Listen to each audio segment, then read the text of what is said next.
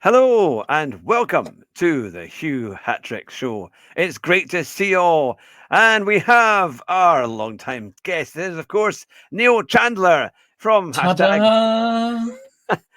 Not That Quick, although he really is. I was battling away earlier No, on I'm not. today to try and beat you in qualifying. I'm trying to think if it was on the now was it race A or race B? I've done all three of them earlier today. It might have been B. It would be. I don't think I qualified in C. Right. Yes. But we're on the show. We are ready to go. And Rue is going to join anytime in the next few seconds. But we've had so many people wanting to be with us tonight as well. We've got Dutchy, who has sent us an email. So we're going to get him on the show. We might have to do a special time for him because he works in the evenings. And we've also had Greasy Sam Squatch all the way from Canada, who has been in contact with us. So he'll be coming on the show hopefully very soon as well, if not tonight, but in the next few weeks. But Neil, it's great to see you. It's great to have you on the show. And yeah, and I think yes, you've managed to come back to the madness that is the Hugh Hatrick Show. Have you noticed that where the magic happens, rarely behind me, I have cleaned up after Larsson's teenage bedroom comment from last week. I have actually I've done some tidying. Yes, it looks very tidy. I did it whilst talking, which means that's impressive. That's impressive. Multitask. And a multitasking guest. Yes. Good evening all to you. Dutch is in the comments. PlayStation Racer is also here for a few seconds because he'll be streaming again soon. And we've got DTR Cars as well. So welcome to everyone. And of course we've got Jerry. Jerry was here, and Simon Jerry. Is Dutchy coming? There's Dutchy. Yes, Dutchy is here. Yes, and I know because Kiwi had invited Greasy Sam Squatch as well. Which was fantastic. So I really appreciate that. So Rue's going to be joining us in the next few minutes as well. He's just getting the link sorted out.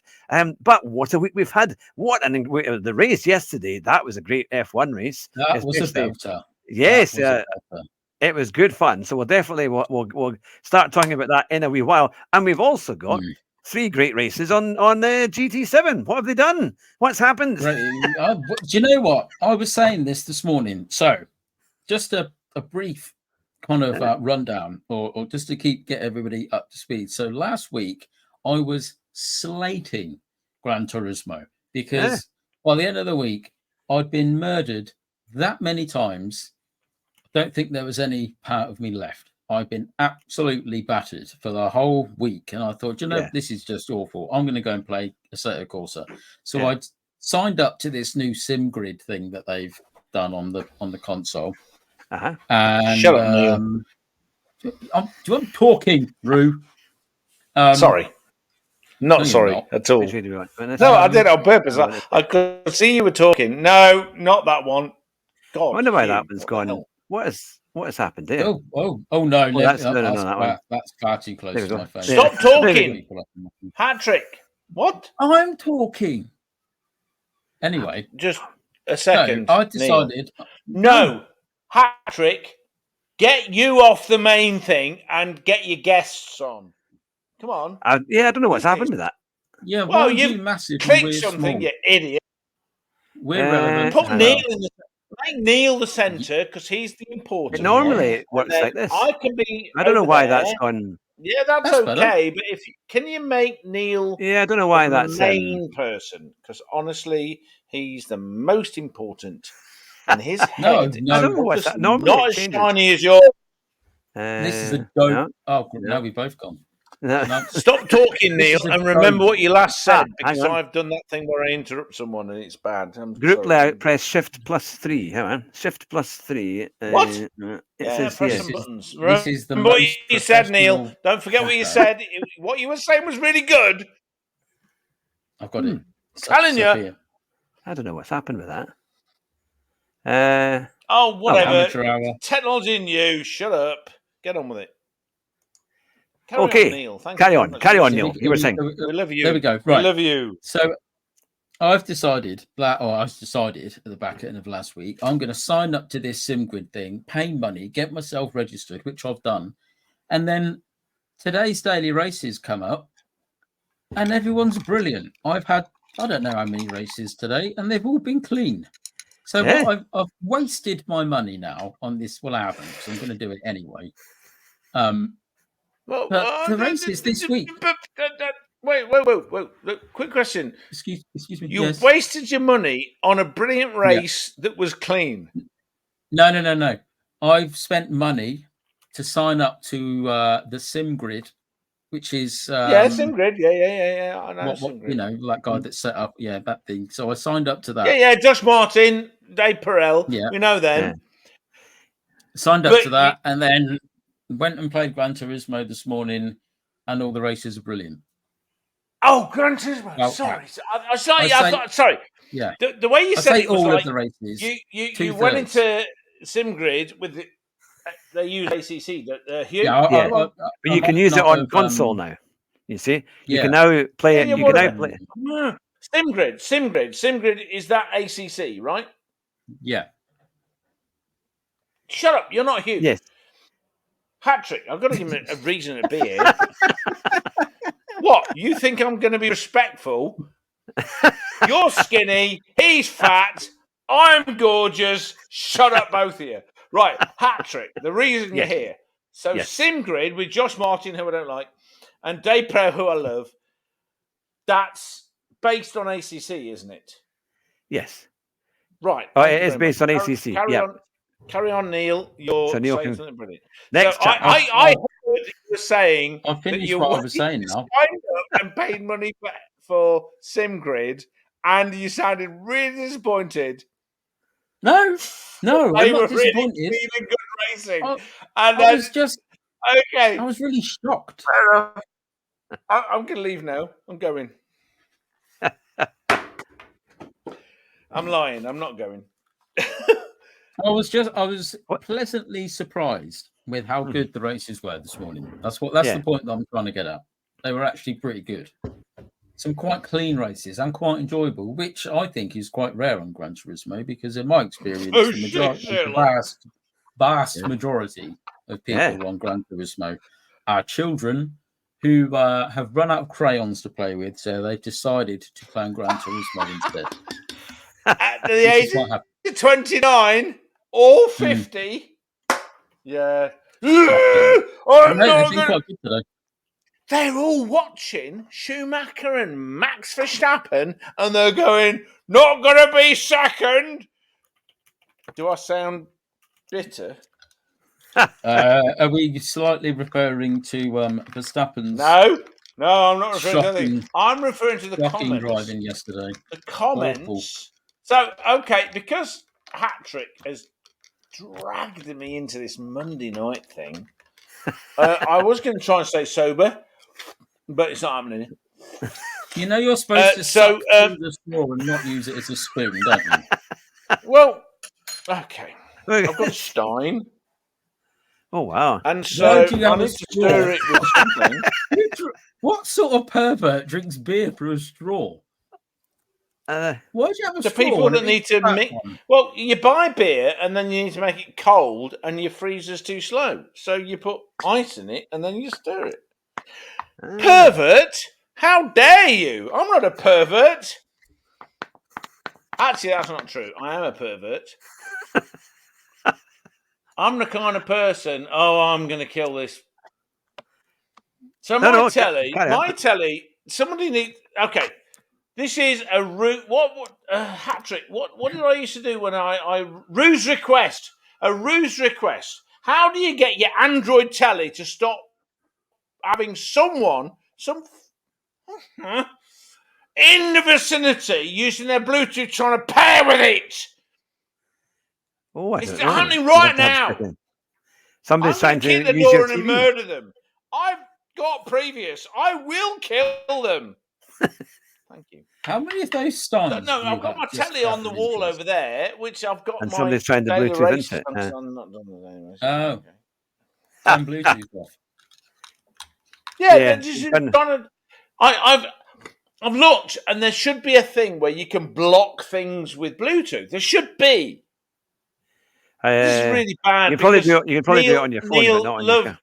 My love, Neil, you were saying something actually interesting and intelligent. I was. Yeah. And I've come in and I am drunkard and being. Oh, you are drunkard. Okay. No, we weren't sure. You know, I used to be really embarrassed. I'd go back on Hugh's channel and there is a couple of streams. Hugh, how many? Maybe 2? Yeah, 3? a few. Yeah, 1 or 2. Yeah, 1 or 2. but Where I'd had a couple of Peronis because Peroni and Asahi are really nice.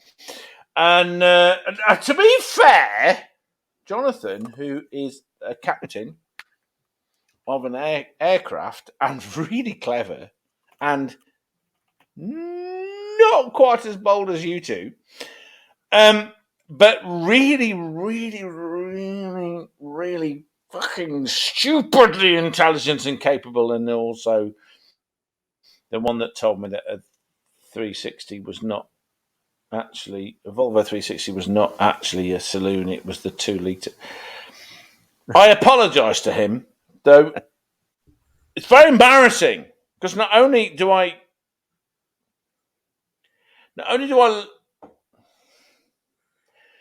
ask Hatrick, I have a bit of a history of knowing a little bit about the cars. But because I'm now Joe Biden, and I've got some kind of mental problem, and I want to go. Yeah. Volvo 360s. That meant the saloon. And also, I have a cuddly toy and I sniff people. You know, stuff like that.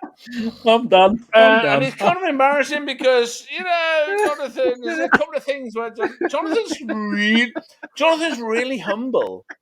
And he's also the only one of us that's ever had a racing license. And he flies better aeroplanes. And he's way too capable. And I hate him so much, but I love him so much. And he should be here now. And then You might join us at some point. You never know. We might get him on. Oh, I hope so he can put me straight. Because and it means we can fill the screen because we're lacking in a screen. On the WhatsApp, he's gone very quiet. And I think he's upset with me, and I'm. No, I don't think so. Can I ask a question? Yes. Quickly, if please. I may interrupt. Please do. Have a clue what this guy's talking about. No, from some of our older streams, because we've got my good mate John, who I've known from school, and we used to do our live streams together. You see, many years ago. Yeah. They're both quite posh. Okay, his dad. I'm from a council estate. His dad's a doctor.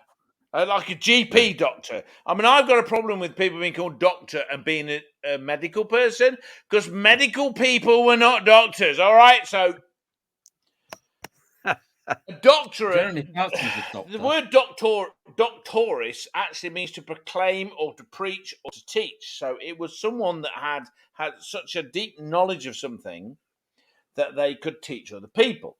Which is why I have an issue when they go, he's a doctor. And I go, what? Physics? Maths? Chemistry? That's me. Your favourite. Shut up. It's not my favourite. I've got lots of speciality. Speciality. Yeah, well, all of my degrees are from very quickly gone from a podcast about Gran Turismo. This is why it's never gone from. What are you talking about? It's never gone from that. It's never ever like we need to be sat around in a circle and introduce ourselves to talk about our problems or something. Right. So the 20. My name's Neil and I'm alcoholic. I'm not alcoholic. Not yet. Give me 2 weeks. Right. For anyone that gives the crap, what the hell is that? Back in the room, please, Rue. Hatrick, 21st of August. Remember that date? Yes. That was the first time I think you came on my show. Yes. Talk about Formula 1. So that's our anniversary, 4 years ago, 21st of August. And from that day onwards, it was never the same again. Yeah, no, we've had lots of good streams. So let me get this. With me being slightly alcoholic. That's what my mother used to call it. I'm amazingly impressed that he can remember that far back in that state. Yeah. Oh yeah. Put it on my Yeah. calendar. I'm a nerd. What the hell are you talking about? I've So- recorded it. Can I get this on? Why wouldn't you? Why do you think I We understood? can't go Matt? to commercial, Remember unlike Matty? like CNN I'm going to and be all that. Matty now. Now we're I'm going to gonna be Matty now. It's I'm like, going to go do an to impression commercial, of go to Matty. commercial. You two, I'm going to be an impression of Matty. And yeah, Matt was incredibly Bless reserved you, last week. He was Neil. excellent. Bless you. Shut up a minute, Neil. Bless you. You were absolutely fucking gorgeous and wonderful trying to look after Neil. You're like his dad. He's only like 4 years younger than you, but you were like his dad. It's great. God, didn't he look like 21? Anyway, but I the wish point I looked is that good at that age. and I got a lot from the fact that, and oh God, it broke my heart when he was talking about going to Hockenheim. Hockenheim with his Hockenheim. father. Yeah, yeah. And with his dad. I don't actually know if this is, well, I don't know nothing, but I guess his dad's passed away. We're I'm not sure. entirely sure. We're not sure. No, Well, not sure. If there's anyone something's from the happened. scene, you might be Something's able to- happened there because, bless him, Yeah, he was so it full was- of yeah. emotion, remembering something he did with his dad. And Yeah. I've got, as a man that misses his kids and was that kind of dad, to have a child remember you so fondly is Yeah, it's a lovely thing. wonderful. It's superb. That fat baldy git over there with his kids who reads stories to them every night. Such a fantastic father. Such a fantastic father. He's It's never like heard me say it's nice this. having kids. It is lovely. I'm very Oh, fortunate. you kidding me? Wow. It is a lovely thing. That in fact he was here sitting in my rig earlier on, getting ready for the guests coming in, and he called me to say your first guest has turned up. Come on, come on! And I was finishing stories. Nick was nagging you. Yeah, Okay, yeah. now I want to know, how's Gracie doing with her Gran Turismo? Is she interested in it or not? She's played a little bit. Now she can actually reach the pedals really well on this new rig. So actually, And now she's faster than you. No, soon she will be. Oh be yeah, fair. probably. Quite natural Has on it. she's certainly faster than me. Has she learnt the skill of the? Okay. I feel like this one might go on for a while. You'd think if you gave her a mace, she would be able to wield it properly, like your darling wife, Yvonne, who I hope I never meet because she will kill me.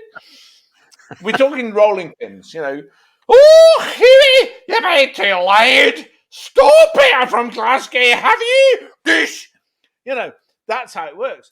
Has Gracie learned how to wield a heavy baton? No, we have kept all weaponry away from her. That You know, it's natural. It's genetic, right? You know, it's genetic. She's half Glaswegian. Yeah. Oh yeah. That means she's able to kill people from the age of 12. 100% Scottish. She with is, her mind. Anyway. Yeah. Why are we here? If we can possibly get to GT7. Face. Have you seen this week's races, Ruth? Have you seen this week's races? Earlier I watched all of the weekend's awful racing, where someone was trying to race and Max Verstappen was strangely, I mean, it's like completely out of character for him, weaving in the braking zone and smacking people sideways onto things and then telling everyone. And Christian Horner was just so, it was so honest and forthcoming and not at all talking utter bullshit about anything. That's sarcasm. He defended Verstappen. Hey, America. Well, I didn't see this bit. Did he defend him? And also, London, did he? If you see London, it's in Britain, unless it specifies it's not. Right. But yeah, but what was interesting? Can we cover GT7 first, and then we will get on to F1? Can we cover anything? Just for our poor old guests here, who must be wondering what we're doing. Yeah, okay. Right, back to Neil. Thank you very much. I'll go very quiet now. Neil, who has definitely remembered what he was saying a little bit ago. Look at those eyes. Carry on, Neil. Thank you very much. Love you. Over to you. Oh God. you'd bought Gran Turismo. Mm-hmm. So we got to the bit where I'd paid for the subscription to SimGrid. We've done that bit. Mm-hmm. Now we've come on to Gran Turismo. So shut up, Roo. I'm talking.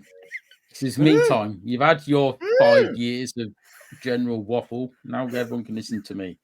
I thought the races were going to be terrible today. Yeah. However, I was quite pleasantly surprised, I will say. I quite enjoyed both B and C. Mm-hmm. Oh, man up.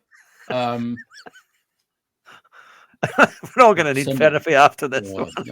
Yeah, we are. Yeah, we are. I'm going to have to book in some extra sessions at least. However, yeah, I was quite pleasantly surprised. They've been pretty good, I think. Mm-hmm. Not as inventive or creative as I think they could be. Yeah. But I think, to be fair, not bad. Yes, we've still got 5 laps on hard tyres. Yeah, racing hard. A bit of a pity. So on a Focus. Pretty good. Pretty good. Yeah, and I did what was fun. I did race A. I did the Ford Focus RS, and I've driven that car in real life a few years ago when it was out, a 2018 plate, and it was actually a really good car. I mean, it's like a little rally car, but it's incredibly solid underfoot. The grip is phenomenal. Acceleration is good. Braking, very snazzy really differential in them. Very snazzy differential. Yeah. And so when I drove it this morning, I was kind of shocked, because it was none of those things when you drive it in the game. It was terrible. It was I don't know if anyone's been done race A today, but it's like the car, as soon as you back in the Ford Focus, it's just in the Ford. I'm looking at it now. It's just the Ford Focus RS, right? Yeah, even at 50 miles an hour, when you back off, so the back end wants to come round, and it 2018. Is that the front wheel drive one, or is that? No, I think it's four-wheel drive. It was four-wheel drive, and it kind of sorts itself out. I mean, it was a phenomenal car to drive. In fact, we have a funny story about that, because when we drove it at Company Car in Action about 6 years ago, Ford had it there, and they had a big screen that was showing you where it was going, so you could actually see it go around the Alpine route at Millbrook as it was being driven. And when Jonathan had when he had, and it was all, it had a limiter on it, and it told you straight away if you were going over the speed limits, because it obviously has 55-mile-an-hour speed limits on the Alpine route. Well, it was constantly flashing up in red. Really? So Greasy has caught up with us. Greasy has joined us. Good to see you, Joe. From Greasy Sam Squatch is with us. And get ready for a mad night here as we've got started. But yeah, so Jonathan said, can you please stand in front of the television so that people won't see me driving round as it all flashes up? So I had to stand in front of this monitor and keep the conversation going with the people who were running it, so that they didn't see Jonathan's lap of the Alpine routes in the Ford Focus RS, as it was constantly glitching and saying how fast he was going when he wasn't supposed to. But no, it's a phenomenal car in real life. But in the game, it's the weight transfer again. It's that GT7 issue that just goes mad. They just, every time you back off, even if you're remotely not on a straight, if you've got a slight bit of steering angle, the back end just wants to come round, or it understeers, or it oversteers. It's quite a thing. I'd be interested to know what physics. Yeah, because it really put me off. Oh no, I'm never going to be able to get this right. But I actually beat the Key. I beat Key's time, so he must be seriously unwell or something for me to get a better qualifying time than him. In but his defense, I think he went for like 32 hours or something stupid. Idiot. He did a stream, didn't he, over the weekend? He went from E up to A+ in one stream or something. He went for hours and hours, 27, 28 hours or something. Oh, goodness. Wow. Yeah. That is quite a thing. But yeah, so I actually beat Key on that one. I managed a 34.7, I think it was, in the end. So it's, and there's a bit more time to come down in that one. Josh Alexander did a 24-hour race, and it wrecked Rory did it, yeah. Yes, that was quite a thing. Josh Alexander, what the hell? Rory did 200 laps of the Nürburgring in 28 hours. Yeah, that's crazy, isn't it? I've done 100, and that sucked. It was awful. It took me 10 hours and 45 minutes, and I did 100 laps, and it was horrendous. Yeah. You need a lot of concentration, isn't it? And also, it's you become very aware very quickly after you've done 5 laps and you've been going for about an hour. Yeah, you've got so much more to go. And you just think, oh my God, why did I start doing this? It was good, to be fair. It was good. It was good. And the main reason I did it was to raise money for charity. And we raised well over 600 quid. So it was worth doing. It was worth it. Aye. Oh, yeah, but absolutely. I also killed myself in the process. Yeah. It was the first 2 hours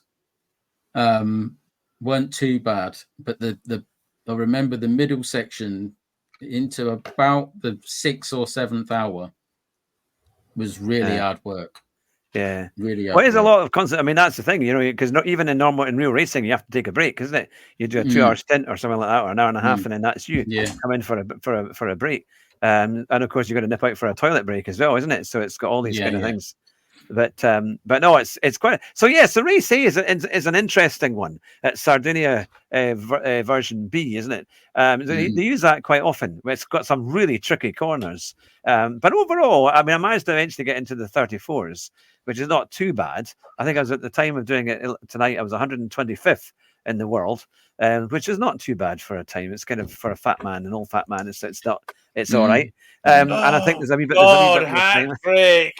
I just want to murder you at this point. You're like Orkies. Oh, it's real soon in a gold time. Oh my God, it's so hard. I'm so crap. Yeah, 125th in the world. Beats me, leaves me standing. Who would have thought it from 8 million people? Shut up! I'll have to get back to my race. I'm really pleased that I got into the 8.65% for something this week. I think it was the sorry, to me it's the Österreich ring because it sounds better than Red Bull ring. Fuck off. With the M3, and I managed to get to 8.65%. And then there's idiots like you and Arkies and all these people, you just do this and you're drifting here. Well, he does it on a pad. I'm sorry. It's hard on a pad. I mean, yeah, exactly. He's brilliant, and you're brilliant. Shut up. Too many hours playing games. It's like, like you say, it's usual if you're outside of gold. No. Does anybody else feel like you may have touched a nerve there? You? Well, I just me. I don't do it anymore, but I've done a few. The only kind of times I do any kind of like mano racing is with other people that I know. Yeah. Because if they are arseholes, you can get on Discord and tell them that I'm going to murder you. Properly. A bit like Lando this weekend with Max Swervy Verstappen, Schumacher Verstappen.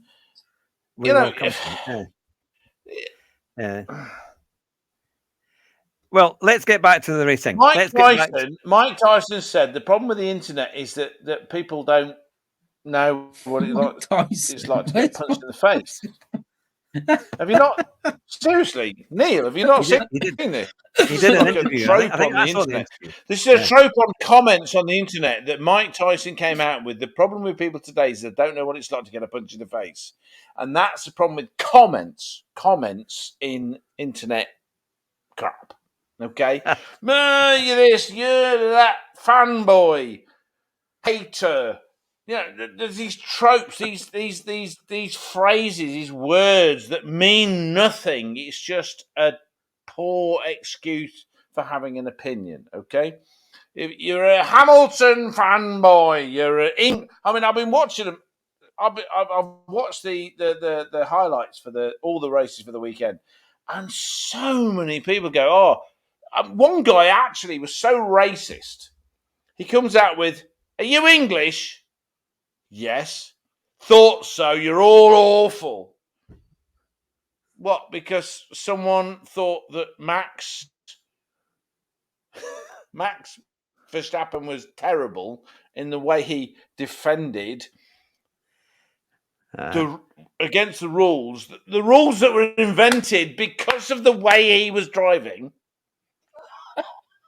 And he didn't care. They did change rules, didn't they, a few years ago when they changed the rules. They Yeah. changed the rule because the Max thought that one move meant you haven't stopped your steering. I mean, Kimi, everyone loves Kimi because Kimi's fast and hard but fair. And I remember he was in, I'm going to say it's Melbourne. There's like a place at the back where they go through a couple of S-bends. Oh yeah, the chicane. Yeah, kind of like it's like a fast chicane. Place. It's a great place to overtake because you set up an overtake and then there's like a right-hander where you can get past people. Yeah. And I remember Simon will know that corner. I remember watching. Simon will, yeah. He knows. Simon knows all the corners. In fact, we need to get Simon on the show. Actually, I think Simon would. Yes, we do. He would be. Simon's been doing some fantastic videos of various places. In English heritage places we've been going to visit, and zoos and stuff. And we all know. Anyone that knows Simon knows that he's a zookeeper. Okay, so he's been doing some fantastic animal videos of zoos and all this kind of stuff. So I'd recommend Simon's channel. He does Red Dead Redemption, which I don't understand. Okay. Oh no, it's very good. Right, let's get this back onto GT7, please. Then we will get on to F1 a little bit later on, and that. But okay. Yeah, but okay. I mean, my point about GT7 is that there's I tried to market. When I gave a crap, I tried to market my channels to be the guy that understood that not everyone's as fast as Hugh Hatrick. Or Arkies or Keys, and I have an issue. I have a real serious issue about channels of really fast people. I mean, it's great to watch them, but it gets a bit boring because they're just so good. I mean, I like Digit because he's kind of a bit more human than most people. I don't know if that he's young and he's fast, but he's a bit more human. So not that quick. Yeah, you really haven't been watching this channel very long, have you?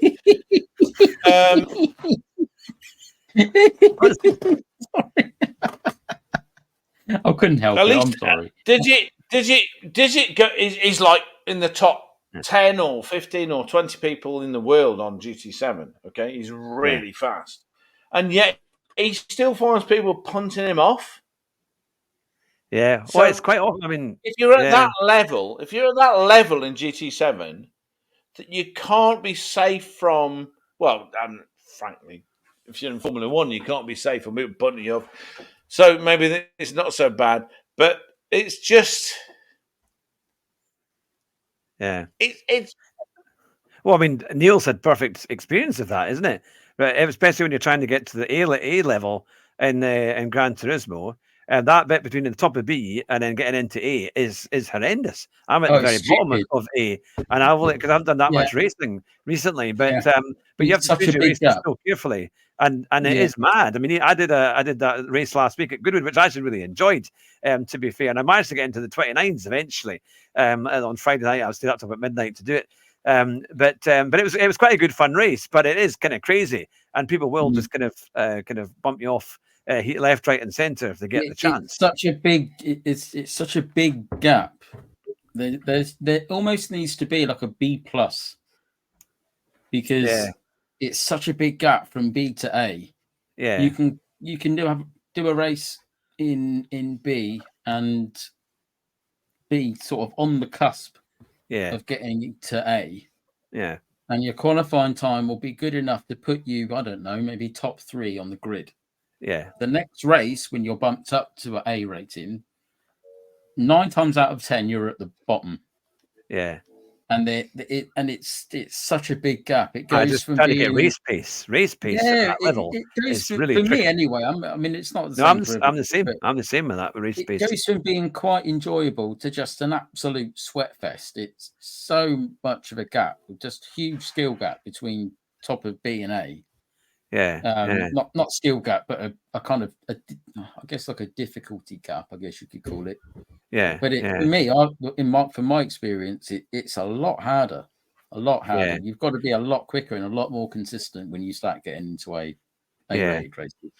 Because the driving is getting a lot better, and they're on everything. You can't, if you make a mistake, you'll lose a place. There's nothing in it, which is good because that's it's competitive, and that's one of the best things about it is trying to keep up, trying to see, right, can I improve my racing enough? Because it shows you can maybe get a qualifying time that might get you up there, even in A, but then it's really hard to kind of stay there or or go ahead from your position. But again, I suppose it comes through practice and making it all work. Now you've been doing race B this week. You started it this morning. I've and done a bit of both. Yeah, or race A and race B. And no, B. I've done B and C today. All right. Yep. That. So what do you? Let's go to race B, which of course is at Lake Margiore, which they use many a time in different sections. But actually, we've got the full layer. I think it does suit Group 3 really well. Actually, it's quite a good track for that. Yeah, it's a good track for Group 3, and I really like it. It's a shame that they've put it on hard tyres, because that circuit on soft tyres is brilliant, because there's a few sections where you can go through pretty much flat out. Yeah. But on hard when you say tyres, hard racing, Neil? Racing hard. Yeah. It's so much more difficult. You've got to be pinpoint accurate, and there's corners where you could really do with a grip. Yeah. And I know it's the same for everybody, because obviously everybody's on the same tyres, but I don't really understand why they put hards on, because it would just be more enjoyable. Yeah, because it's a short race, isn't it? It's a short race, so it's 5 laps, yeah, and it just gives you a lot more grip around some of these bends. That horrible bend is about maybe turn 5 or 6 down when you go down the bottom of the hill, and then you have to turn right there. It's so hard, especially in the 911. The back just wanted to swap ends with you, and you have to brake so carefully and then try and get the car around. And then, but if you accelerate well, if you can get a good speed out of there, you can make up so much time. You need it's one of those circuits that on hard tires you need to nail trail braking, because without it, it's so difficult to be quick around there. Yeah, for me anyway. Yeah. I know it's a good challenging track, and the times are getting quite good. I think people are somewhere in the Tisney's in the 55s. I think I did a 58.6 for me, but I know there's a bit more time in it. I think I could get into the 57s if I could really put a good lap together. I think I'm probably about the same. Yeah. That and RL's done some good. He's done some very good times. Certainly, and I saw his time in race C, and it was very a very good time in there as well. And race C actually he's done. We've been doing setting qualifying times. That, but yeah. So it's actually quite interesting. I think race B and race C are much better than race A in terms of just the way that they've done the cars. I think they're just better suited. Because let's go on to race C. Now this is quite a decent. I mean, it's fuel of 1, tires at 1. So basically, it's a flat-out race, isn't it? It's a lot better than I thought it was going to be, actually. I looked at it, and it was one of those where you kind of look at it and think, oh, God, it's a specified car on sports tyres, and this is going to be awful. And then you take part in it, and then actually it becomes quite enjoyable. I was a bit reluctant to try it today, but I went over there and did a few races and really enjoyed them. Actually, they were pretty good. Yeah, I need to do it. Murdered. I think I fell foul of the. Oh my God, he's got YouTube in his name, so everyone must kill him. There's me minding my own business. Is that a thing? Is that a thing where 100%. where if you see like a YouTube, if they know they're on YouTube, they just head for them. Yeah, 100%.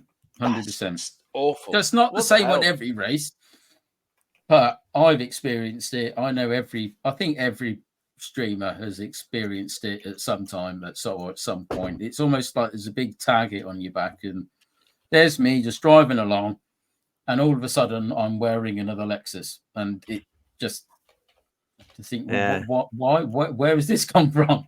And it happened a couple of times today. Yeah, I think it's quite enjoyable. I like Watkins Glen. Glen. That's the word I was looking for. Really? Oh God, I hate that track. Yeah, I like it. But it's I think overall, I think it's a pretty good difficult race. corners. I just hate them. I enjoyed it. It's quite. I have to say, in the LFA, it's quite good. It's actually quite a nice car to drive, and it grips really well. Because I said that there's more grip than you think there's going to be. I thought it'd be like horrendous, but it's actually pretty good. Yeah. No, because I mean, when you get to the far side of the track, you can come down as that long kind of left-hander, and then you have that really kind of quite tight right-hand hairpin that goes up the hill, and it's very easy for the car to oversteer or understeer as you accelerate out. But I actually found that was quite straightforward in that car. Actually, it was decent. No, I think that's going to be. I'm always that corner, that right-hander. I remember. I'm going back months ago now, but it was Group 3 around there, and it was a combination of medium and soft tires. Yeah. And I think the BMW, I think the M6 was probably the car to use, or most people were using it. Yeah. And that had a tendency on that corner. Every other corner it was fine, but for some reason, that corner, if you're too early on the loud pedal, gone. Yeah. Wave goodbye to the back end. See you in a bit.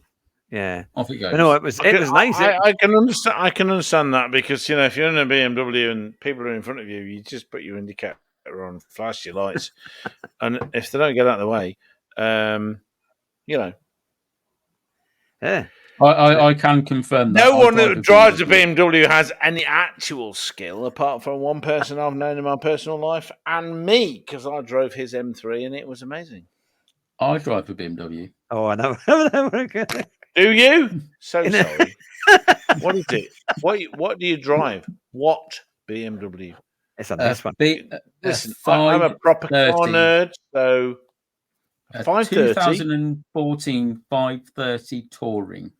Oh, nice. That is such a nice car. Did I? 2014 or 2015? I think it's 2014. No turbos. Yeah, no turbos. Yes. Yeah, no diesel. I think it's got turbo diesel. Oh my! 5-year-old people understand that no BMW that's a 530 can't have turbos. Right. Welcome to old people. A 530 was a straight 6 with that was the petrol. I'm going to say 198 horsepower because German legislation stated that you couldn't have more than that, or you get into another tax bracket. Okay. So it was a superb engine. This is diesel. Superb engine. It's diesel. Yeah. What? It's mine's diesel. Sorry. I apologise. I ask for your forgiveness. 350. Oh, because you've had it tuned, haven't you? Yes. I had it tuned. Yeah. So 2-stage turbo. So this is copying the Porsche 959, which had serial turbochargers, which is the first car in the world to have them, where you had a little one and a big one, and the little one went, and then it went. He means sequential. Sorry, do you not understand what serial in parallel means? Okay, so serial means they're called sequential turbos. They're called either. Well, honestly, I'm calling them sequential.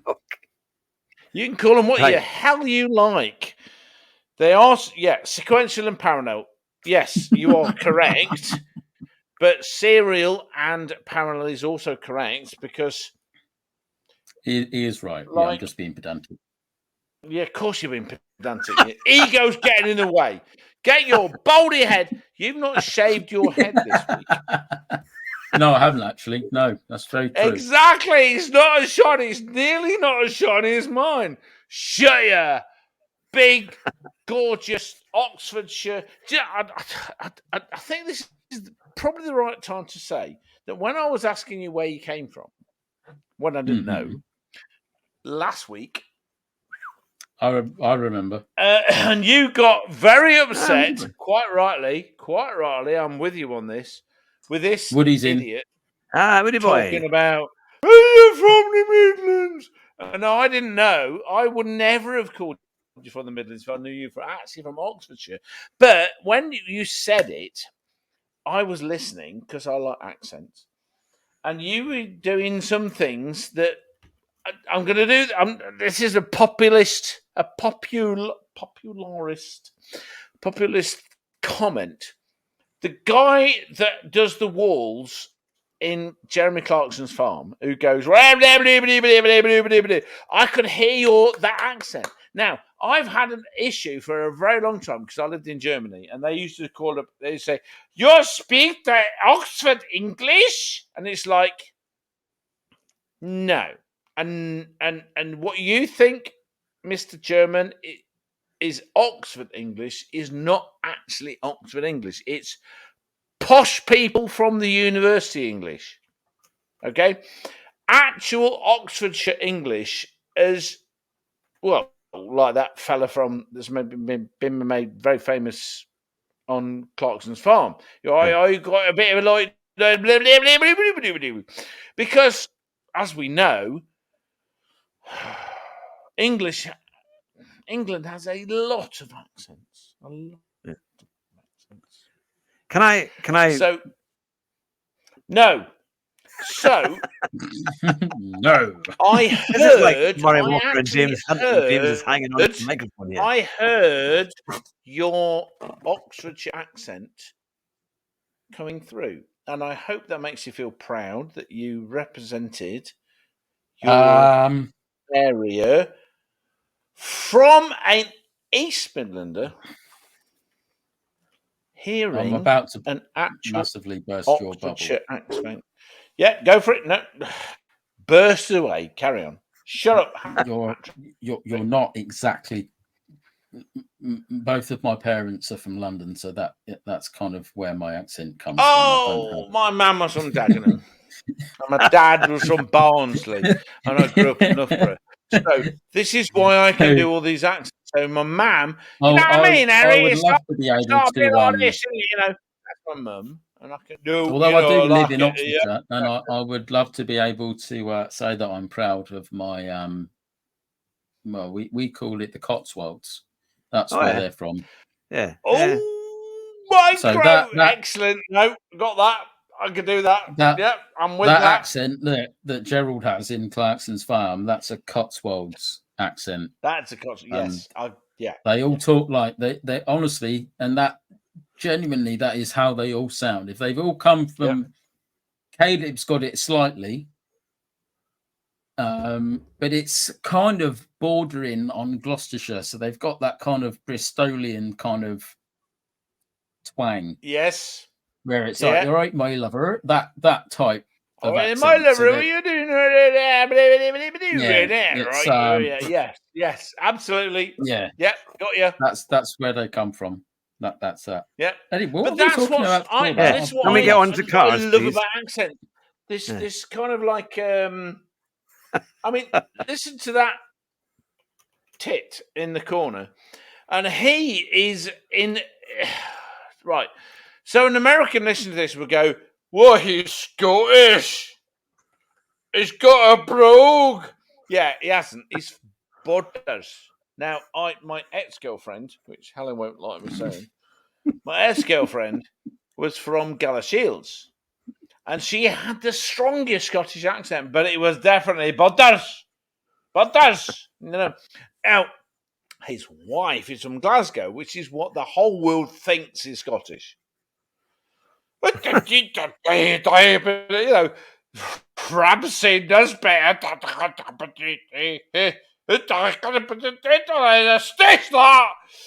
That's what people think is Scottish. But then you go to the islands on the west coast, the islands on the west coast, which is, if you listen to the people that speak from the islands of the west coast, you can hear where Northern Irish comes from. If you mix Southern Irish with Scottish and you mix it all up, you get... just say Scottish? Scottish. Okay, yeah. 2 generations back. God.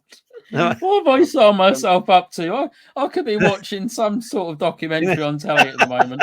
But I've decided to join You an wouldn't AA want to miss meeting this. instead. Yeah, it's lots of fun. I don't actually so understand the problem.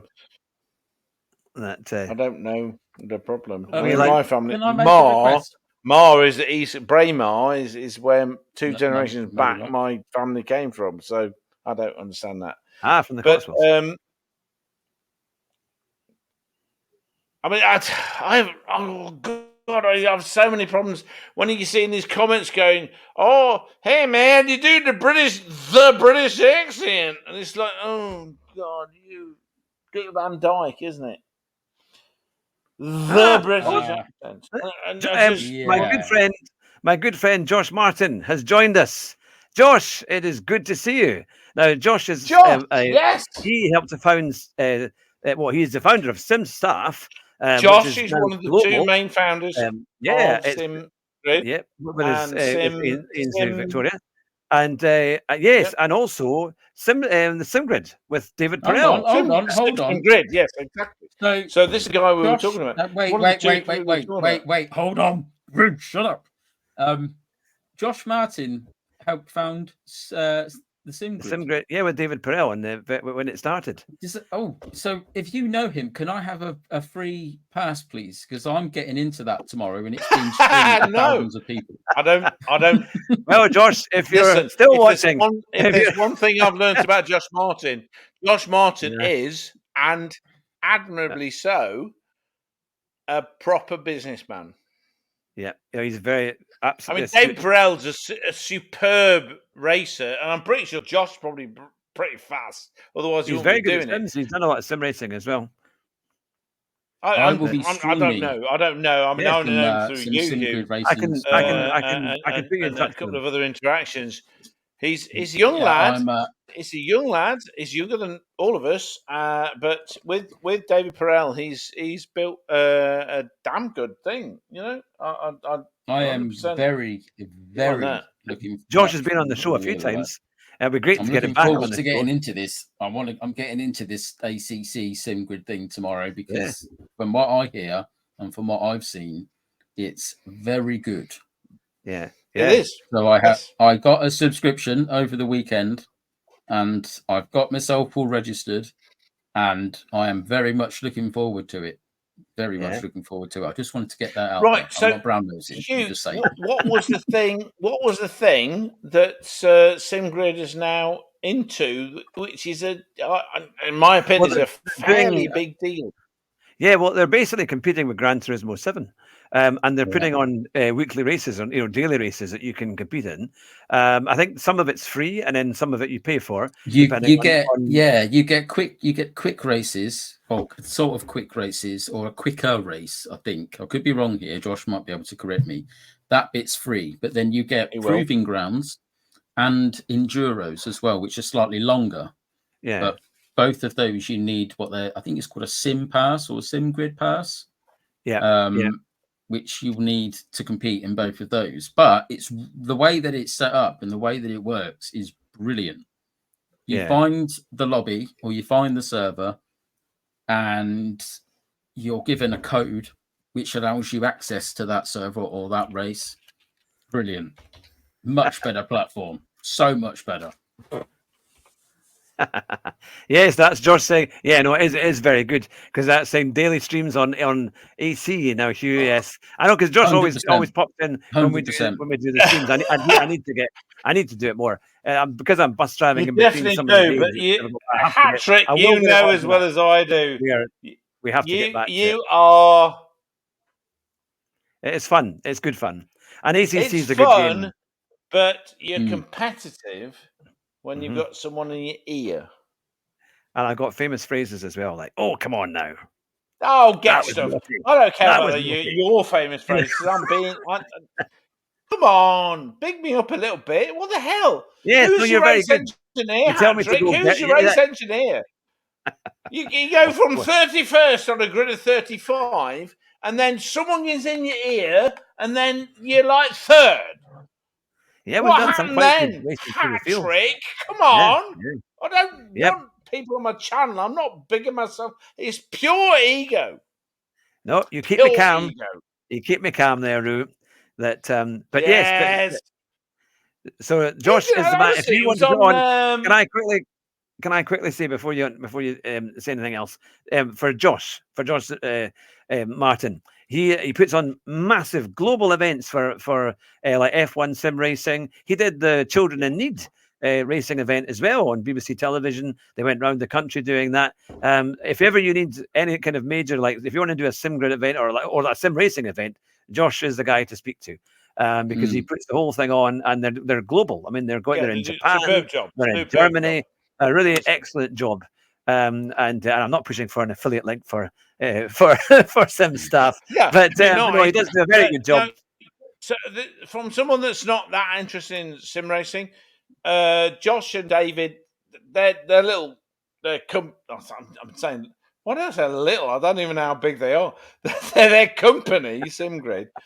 They do a very professional and an excellent job, and it seems to be focused on the racers. Not focused on just Yeah. You get an experience when you play ACG as well with it. You get a real experience. So with any kind of business, there's people that are trying to get money for money's sake, and there's people that try and do a good job and make money from the fact they do a good job. And I think SimGrid is one of the people that do. I'm interested because I think the racing on Assetto Corsa is much better than the racing on Gran Turismo, hands down. Yeah. The problem it's had is it doesn't have the footfall that Gran Turismo has, because Gran Turismo is a more accessible game.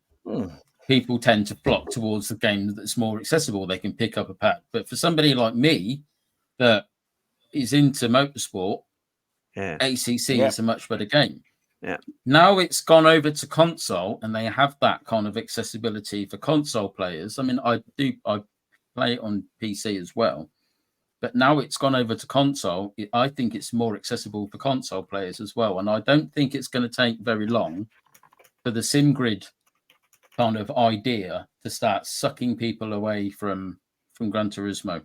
Not everybody, because obviously people are going to be loyal to Gran Turismo, which is fine. But I think the people that are more into motorsport and people that want to race properly, I think they'll move over to the SimGrid and over to ACC.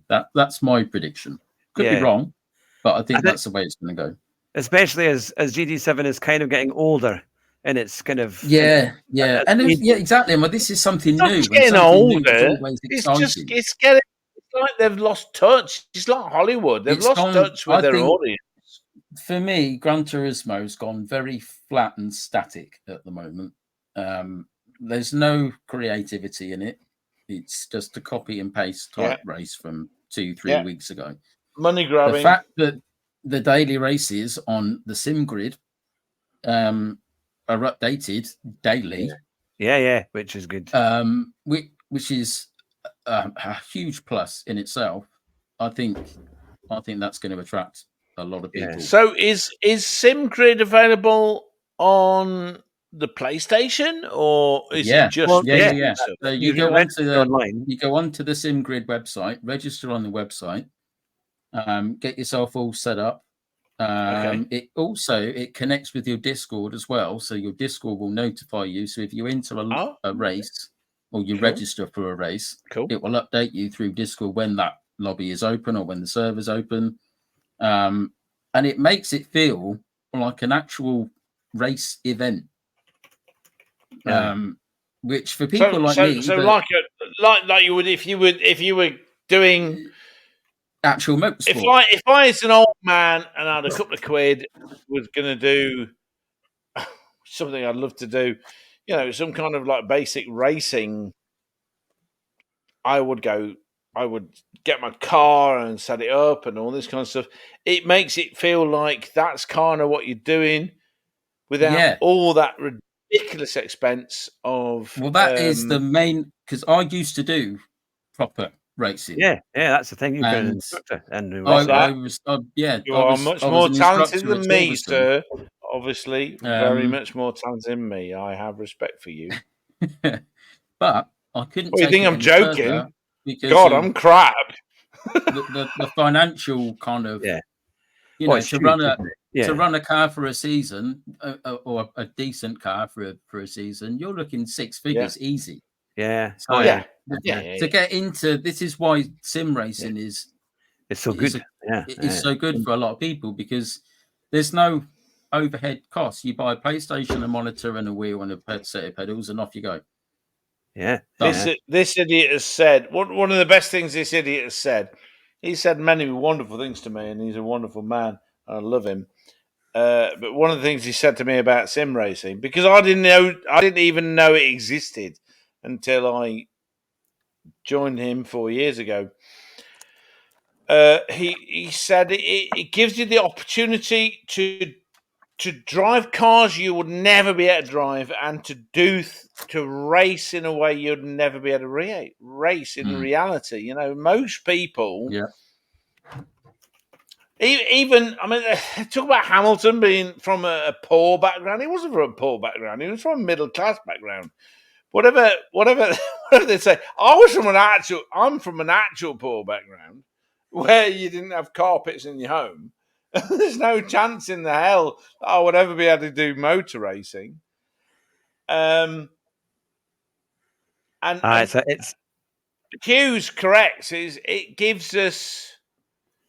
I don't know how many of us are. Well, I think this is the thing. We're motorsport fans, and sim racing allows us a chance to get involved. You know, so this is the thing what allows us to almost live that dream of you're able to have a go and race and get quite a lot of fun and experience. And then also it draws you more into motorsport, and that's the great thing of is that the violin that Simon has just put on the comment there? He's doing the violin story of the it looks like the when Rue was doing his no carpets in his house.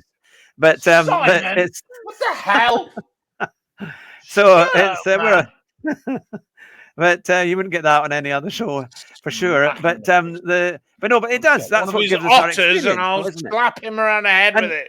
But look. I mean, there's a perfect example, though. I mean, Neil, you've now just gone to Sim Demon to do that video and test out their equipment, and so now you're able to do that. Your channel has allowed you to be able to get out there and do that, which is great. It's open. To be fair, it's opened a lot of doors. Yeah, so it's that's why sim racing is so much fun, and the connections that you make as well when you get to meet these guys that are good at racing and what they do, and that's why I hope in the future we could put on a kind of sim racing expo in Britain, because I think we've got so many great communities. It'd be great to bring them all together and enjoy a big weekend at Silverstone or something like that, and have all the big streamers there and enjoy the racing and and do something memorable, and make it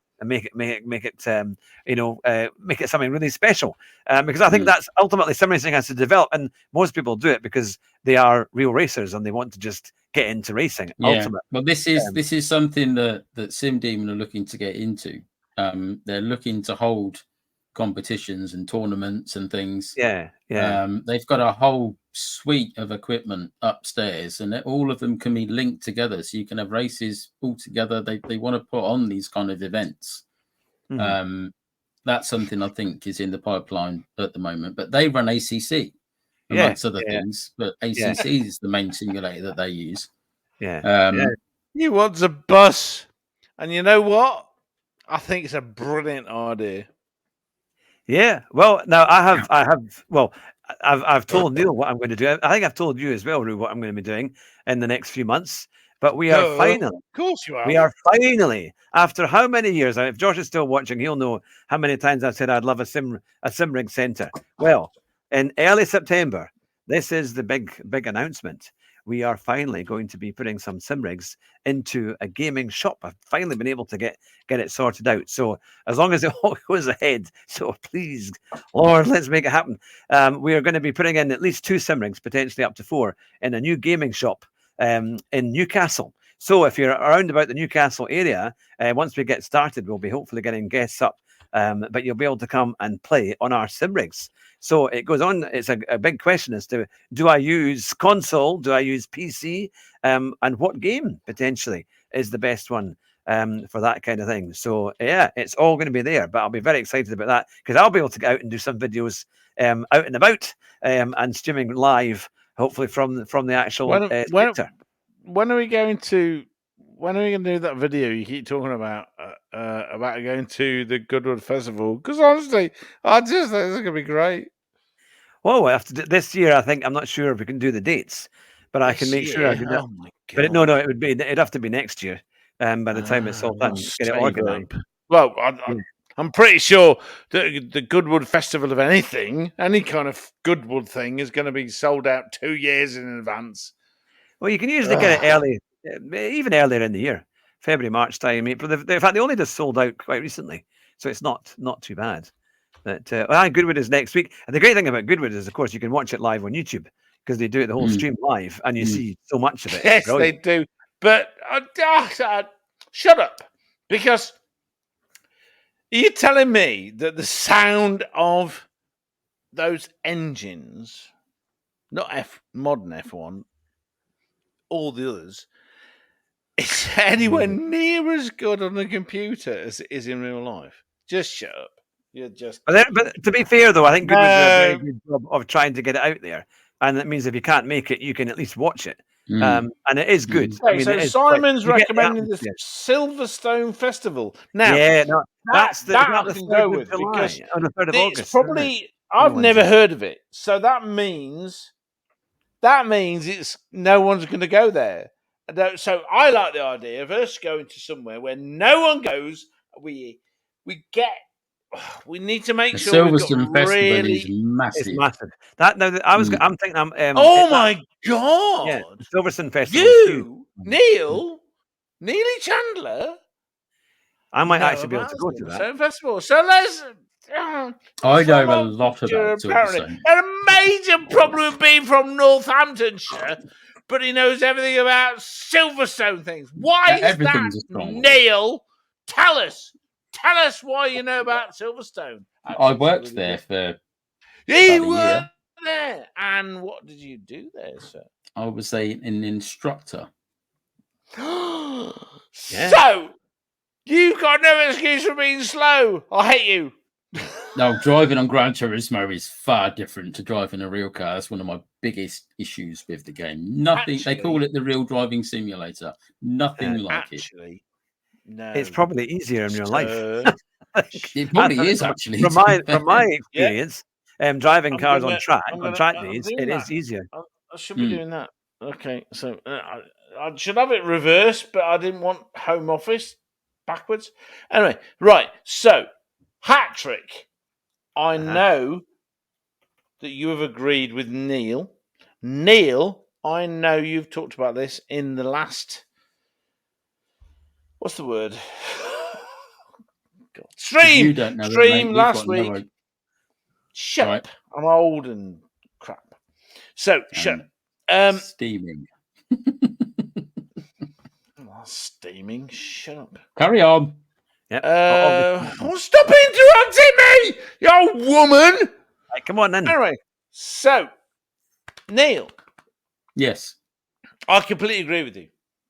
100%. Actually, on what? Hold on, wait a minute. Let's just do the other side. Yep. He doesn't like it. I've repeatedly said that Gran Turismo is not like real driving. No, because the only thing you have is steering feedback, and the steering feedback it changes every time they do an update. I mean, they've done a recent update. I've lost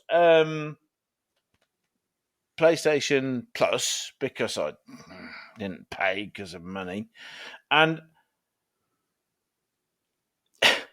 I went on there because of this idiot telling me I have to every Monday be vaguely intelligent, and I started doing it again. And honestly, in this last week, since the last update, the steering feel has changed. It's got a lot better. A lot better. It has in got this better. Last week. I think it. Yeah. I'm just saying this last week. Literally, this last week, it's kind of like, oh wow, okay. Well, I know they did a big update. It's not great, but it's okay.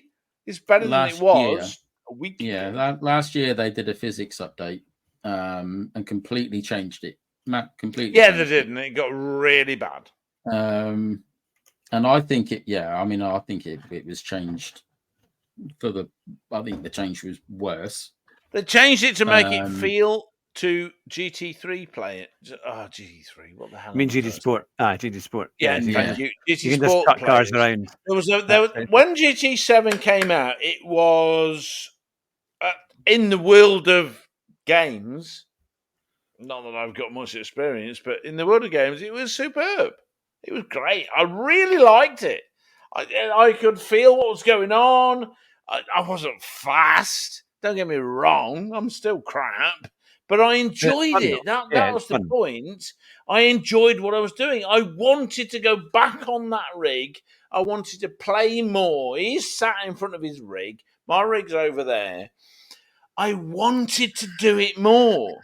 And then GTS players were going, me. Honestly, I wanted to. I don't know where these people complain to, but I want to complain back. I want to complain back to these idiots. It's like the 5 people that think Joe Biden's a great president of America. Girls I sniff, that kind of stuff. It's like, what the hell is going on? No one gets any kind of feedback. That's for a different show. It's got nothing to do with reality. It's got everything to do with feedback. Yeah. So who is feeding back? I don't know how to feed back. I would have told them, stop listening to these morons and just keep up with the great physics. Yeah. But no. They were like, I think they always we've got to have the physics of the people that complain a lot. What, the people that's never... The 14-year-olds that never driven a car, get lost. Teach them how to drive, is what I say. Stupid. Yeah. So it's got worse, but it's a little bit better now since the update of a week ago. I still think they need an update. On my neck, if the guy from Polyphonies are watching and listening, I would say the next update they should have terrible cars. They should have terrible cars. We want the Lada Riva. We want the FSO. No, we don't. No, we don't. We want episode Polonez. No, we've got to have one. The Skoda Polonez. I buy it immediately. The old saloon one that they used to have. The Estelle and a few other. We need bad cars. We need the The only use for a Lada Riva is to be doused in petrol, set on fire, and young person with too much money. Yeah, Austin Allegro. That would be a good one. That would be a great one. Oh, it'd be fantastic. And the Marina, you've got to have a Marina. If you've got an Allegro, you've got to have a Marina as well. Knows this. I had an episode Polonaise, a 1.5 GLE, 5-speed, sunroof. Yeah. That was the way to climb out of it. That was it when it rolled. It was made out of armor plate steel. Honestly, I could hit someone and he wouldn't know. Very heavy. You wouldn't know. Understeer. There was only one car that ever overtook me on the A470 on that car. One car. Shut up. I think we should have the old Datsun Sunnies and things like that because they were quite fun. But no, I think we need kind of everyday cars that people might recognize, like almost like the Ford Fiesta. So we've got a Ford Fiesta. You asked me, so how I ended up in Whitley Beer and Whitby, and it was one thing. Like, can you? Sorry, just on this. Just on that subject. On that subject, Polyphony Digital haven't listened to any member of their community since the game was launched. If they watch this video and they take note of you saying we want old cars back and actually do something about it, I will drive to Scotland and I will make you wear that rig. It's not in Scotland. He left when they made everything illegal for being white. They do updates. And what did we get? A Volvo 840 Estate. Brilliant. That'll come in handy. Or a Skoda GT car. Again, brilliant. Thanks for that. That will come in handy. It was more fun. The 240. They made a 240. What the hell? The 240 was in like was it Was it a updates 240 ago. or It was a 240 estate. No, It's 240. 240 yeah. estate, a 2.3 a litre classic. or 2.1 litre straight four Yeah. with a massive with boot, wheels on. and it was made out of industrial strength iron block. Yeah, but actually, it was a better car. I still need to find that picture and be able to share it. Of me Still being better than most doing modern the cars. cartwheel in the Volvo Worked. 240. And it- Because I did that on Gran Turismo. I managed to do a cartwheel in the 240. I took it to Colorado Springs. I made my own race, and I managed to go over a bump in such a way that I did a cartwheeled across. It was quite spectacular, actually. I was trying to get the That's replay. talent. That's I know talent. it was quite fun. But Look no, at the there is a thing comments. though on GT7 that you want a bit of fun, and sometimes, Look at the especially if you're doing hobby racing, if you have some really bad cars as well, that they can put them on funny tires, you can have a bit of a laugh. I think it would be because Tishney used to do that. Used to do a lobby, and he'd have the Mini Madness, so they'd all be in the old minis, and they were Yeah, fantastic. No problem. It was No great problem fun. at all. That kind of thing is what. You're being asked by Simon, what is the plane in the picture behind you? What? You're being asked, what is the plane in the picture behind you by Simon? GBRC is here. Good to see you. Are you out of your mind? What the hell? Are you that a seriously Harrier? asking me Simon, what that is? Yeah, he Are wants to you know. seriously asking? You're on the Norfolk coast. You're of a similar age to me, and you're asking what that is. There's no other plane on the planet that looks like that. What the hell? It's an English Electric Lightning. The reason I know that plane is because in Mablethorpe, as a child growing up, I used to watch them flying over me in Lincolnshire. Yeah. Yes! The Lightning! I've kissed the prototype in Manchester. I'll be kissing it again this week. This Idiot. is water, Roo. Water. What? Much better for you. Oh, Much shut better. up. You have no idea what you're talking about. You're tiny and young, and you don't know what a lightning is. Do you know they talk You about can the tell F1 tonight. You know they See talk how about Hugh is sober. I am sober because we drink I will forgive you, Simon, because I love you and you're brilliant. Right, you, Neil. Idiot. Yes, Roo. Folding bastard. Right. The lightning, the Americans said we couldn't do it. No. The Lightning was the first plane in the world to supercruise. Supercruise is where you can go supersonic without afterburners. The Lightning was the fastest plane in the world ever for like a hell of a long time. And the Lightning is amazing. No, there's no plane on the planet that looks like the Lightning. It's look it up. So the F-15 Eagle had the record for going, climb. Okay, so there was one Lightning that was a bit hot, shall we say, hot, and they had a race with an F-15 Eagle, which bear in mind that the prototype Lightning went supersonic in 1955, so a couple of years ago. The lot and the Eagle was 1970s, so they had a race, and in the words of the Ministry of Defense, the Lightning didn't lose. And GBRC has just added 1955. The aeroplane from 1955 didn't lose. The U-2 spy plane, which couldn't be reached by anything, the same plane, the guy had to have a spacesuit on, but he flew up, waved at the fella, and then came back down. It's like... GBRC has just said, then the American, This the Blackbird, is an example of what the Brits can do if they're allowed to without arseholes telling them they're not allowed. Okay? We would have been the first country to go supersonic. The Miles M52. that Miles was 3 months away from going supersonic without rockets. This was jet powered. Yeah. Well, the Americans found there we out go. about And, it. They pulled in there. They pulled in their what's the word? Muscle from us owing them billions for World War II, which they didn't just give us. They wanted payback for that, right? You understand that? And so a bunch of people came to the Miles project. I've seen the interviews and went, well, it's like a collaboration where we're going to swap our information, where we swapped it with them, but they didn't swap it back.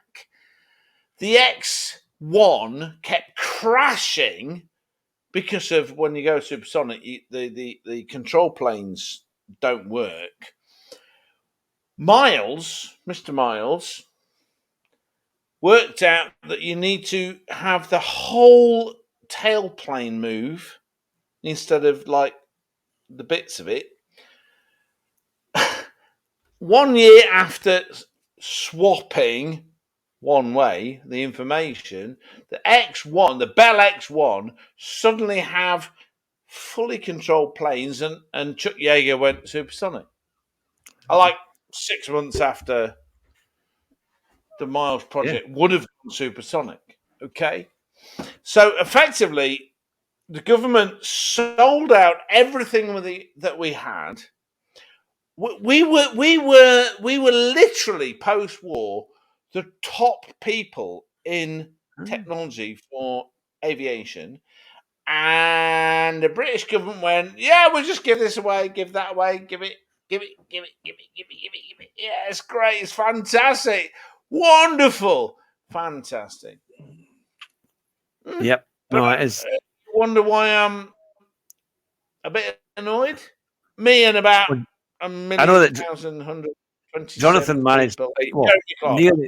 nearly managed to get on a Concorde trip from London to. Very rarely did they ever do a London to Edinburgh trip. Really? Oh, One time they had to take it up there, but unfortunately couldn't quite do it. Him and his mum were going to try and get on, because I think it was like literally, even that was like £1,000. But it was a special trip, but they were offering it out to people to go supersonic from, well, or not supersonic, but the flyer from London to Edinburgh. But GBRC EFC 124 saying that SR-71 was the first supersonic plane. No. Are you No. sure? Not even close. Not in the same. Not even close in terms of America. In terms of America, the Bell X1, Chuck Yeager, look up your own history in America. No. No. When we were talking about Gran Turismo and F1. Can we get back to that? That would be really good. That would be great. I'm going to have to do a lot of it. No, absolutely not. Because you know what? This is not what this channel is about. This is not in the 4 years I've been on it. Okay, I'm just trying to, because people have tuned in for GT7 and F1 tonight. So why don't we get on to F1 now that we've done Gran Turismo quite a bit? So we should maybe get on to F1, and I think that would be great if we could. So did you see the race, Neil, yesterday? I did. I watched it from start to finish. Oh, he's off. Oh, good. He'll be back. Yes, I did watch it from start to finish. I thought the beginning was a little bit. It took a wee while to get going. Yeah, wasn't it? You know, it was just your typical. Well, Max Verstappen's got to the first corner first, and now he's off. Because he went to get quite to build up. I think he got about he got about 6 or 7 seconds, didn't he, or something like that? Yeah, and it looked like it was going to sort of play out the way that it normally would. He was going to win, and then Norris would probably come second, and you know, people would sort of trickle out, beyond them. Then the Verstappen and Norris battle commenced, and all of a sudden, every F1 fan in the country started paying attention.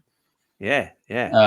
Because all of a sudden, Lando found some pace, or Verstappen lost it, and he was that was it. He was within DRS range, and that was it. Yeah. Game on. I think it was from with the pit stop, wasn't it? Because they came in for the pits, Yeah, and Max had a really poor pit stop, and Yeah. then the McLaren had a slightly better pit stop. Well, it was like 2.5 seconds, and I think he Verstappen lost was quite a bit. 5 or Yeah, he 6 lost seconds quite a away. bit.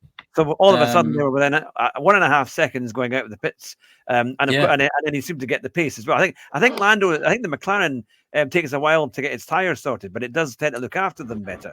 So it's always better at the end of the stint. So. And I think so. So then they caught up, and then of course Lando had to go, which he'd failed to do the day before on the sprint race, where he'd had to go, and then he got kind of caught out, and Verstappen had gotten past him. He couldn't get close. He couldn't get close to Max there. Yeah. So it was.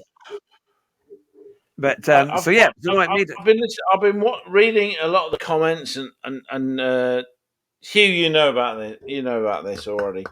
You know that I'm really very annoyed with this phrases like fanboy and anything like that. I just switch off. It's so annoying. It's like hater or fanboy, hater, anything with ist and phobe behind it. It's a cheap and easy way of avoiding. You and I met on Facebook. Yeah, on F1, right? The Facebook F1. F1 Facebook. So I was on Facebook and I was trying to find ways to sort of integrate or connect with the Facebook community with F1. And it was so ridiculous. In those days, it was Vettel versus Hamilton. Oh, you're a Hamilton fanboy. Oh, you're a Vettel hater. Oh, you're English. Oh, you're not English. You know, it's like the most ridiculous ideas of what constitutes a real discussion, you know, a proper discussion of what constitutes a good race, you know? It's like, how does that matter? Where you're from, what you if you can see skill. I was looking for skill in. Well, I mean, it's good to have this. I mean, the thing is, I suppose at the end of the day, you know, the start of the season, the Red Bull's been so quick. He's driven off, 20 seconds into the distance. Yeah. And for a race fan, you think, oh goodness, this is going to be, because that's what happened last year and a bit much the year before.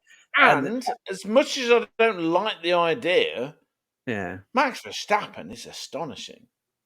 Yeah, I mean, he is. He's very skilled, and he will go, and he's up for the fight. Incredible. Yeah. What he does. What I would say though, with the car is. Can I go into it wasn't the controversial bit, but when he had that move across and he hit Lando, or Lando couldn't really avoid him, to be fair, the way he'd kind of come across to them and caused the puncture, and then the two of them kind of tangled a wee bit, and then they both went back on the track. Now, what I didn't like was the fact that Verstappen went, pretty much drove Lando onto the grass to try. He really refused to let him pass. Have you seen Sky F1's Anthony Davidson? No, I did see the thumbnail of it, but I haven't watched it, because it was he was explaining what happened. Anthony Davidson, and I like Ant, Anthony. Yeah, no, he's usually quite I've followed his career and all this kind of stuff like that from back in the day when I gave a shit. And he showed, once he got all the crap out of the way, he actually showed everything that happened in all of the overtaking maneuvers. Yeah. So, in the last manoeuvre, the one that caused the problems, the punches and all that kind of stuff, Max went to the inside to cover it, to defend. Perfectly normal, no problem. So, and I've seen so many people call it a dive bomb. I don't understand why they think it's a dive bomb, filling the gap on the outside. So he goes to the inside, and Anthony Davidson draws a line on the screen, according to the rules of the FIA these days, where everything's got to have a rule, you need to leave one car's width on the track. Yeah. So you got the white line, you got Max's car. There's more than one car's width there, so Lando fills it. Yeah. Then Max goes across and pushes him off the track. It's really Lando's clear. very There's no crapping about it. Yeah. It's on the screen. There's not Well, even you can helmet cam. You know, You this can, ridiculous, you can see the fact he comes right across. impossible helmet cam where you can see nothing because of vibration. Yeah. Though, I don't want to say this, but if you had a helmet cam, it would show you how hard it is to see what's going on. But real human eyes and cameras are not the same. He's a racer, and he's going to put that. That was kind of that's what he Max is moved going to do. across and he pushed him off a good foot. Yeah. 2 foot over. Yeah. And Lando moves across to try and stop hitting him. Yeah. It's really clear. Verstappen moved over for him. He moved I think over to push him has there off. not been a FIA? Now, has he been penalised in any way? Because I saw a couple of headlines. Yet. I haven't seen any more. No, nothing's been said yet. But that's not to say that nothing is being done. Yeah, because I wondered. I saw a headline today about there's 3 instances in that one corner where he broke the rules. Yeah. On the entry to the corner. Yeah. During the corner. And on the exit. So he's gone into the corner, he's gone to the inside and he's covered. He's then moved under braking, which you can't do. There's rule number 1 broken. The second rule he's broken is he hasn't left a car's width. That's before he's even got to the apex. Then at the apex of the corner, he steers out to try and stop Lando going around the outside of him. So he doesn't leave a car's width there either. And then further down, out of the corner, he then moves right and doesn't leave him a car's width to the right-hand side and runs him onto the grass. Yeah. And that is purely down to a lack of maturity in driving. Now, like somebody's just said, and they've made a very good point in the comments. I could see he'd be annoyed at because he's thinking Lando's pushed him off or caused him. He doesn't want him past. And what's happened is he's been driving for for 5-6 years now. And there's no lack of maturity in driving. It is an attitude which he's shown from the minute he came in F1. Do you remember all these comical Kimmy comments about that fucking bastard? I made a joke last week about him having this thing about how one movement, as long as the steering wheel stopped. I've got it in my head. Where I think it's Melbourne, where you go round a particular right-hander. It's a place where people keep overtaking, and he would do this to stop it happening. And Kimmy was coming up behind him, and he was like this, and he did it all the time. He had it's like Schumacher. He didn't give a crap. I actually think Schumacher was safer because Schumacher would only do it in places where it was potentially safer. Max like a hairpin does not give a crap. Well, I mean, do you remember in I'm going to say Manicourt? Is that the French circuit? Oh yeah. The Tesco car park we're using now. Schumacher and Senna had a big crash there, and back in '92. Oh, not Senna. Shut up. DC, my favourite. Do you remember? DC's coming past him, and he knocks him off the circuit, and he comes round, and then he finally gets past him because apparently DC's rubbish at racing, so he bashes past Schumacher, the rubbish at racing man. And then gives him that as he goes past. Yeah. And afterwards, because DC's the consummate professional, goes, I was telling him he was number 1.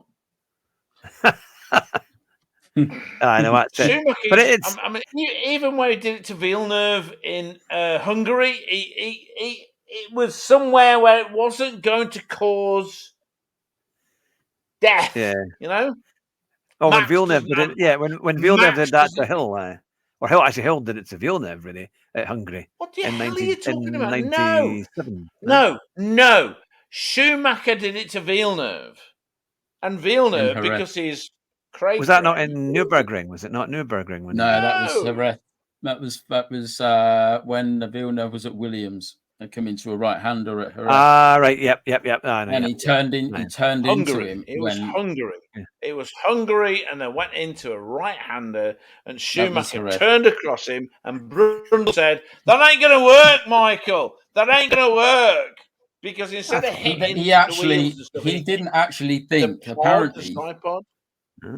he actually said Go on. he had a meeting with the officials after that happened, and he denied all responsibility. He completely flat denied, this is not my What fault a shock. whatsoever, and he was disqualified from the rest of the season for that.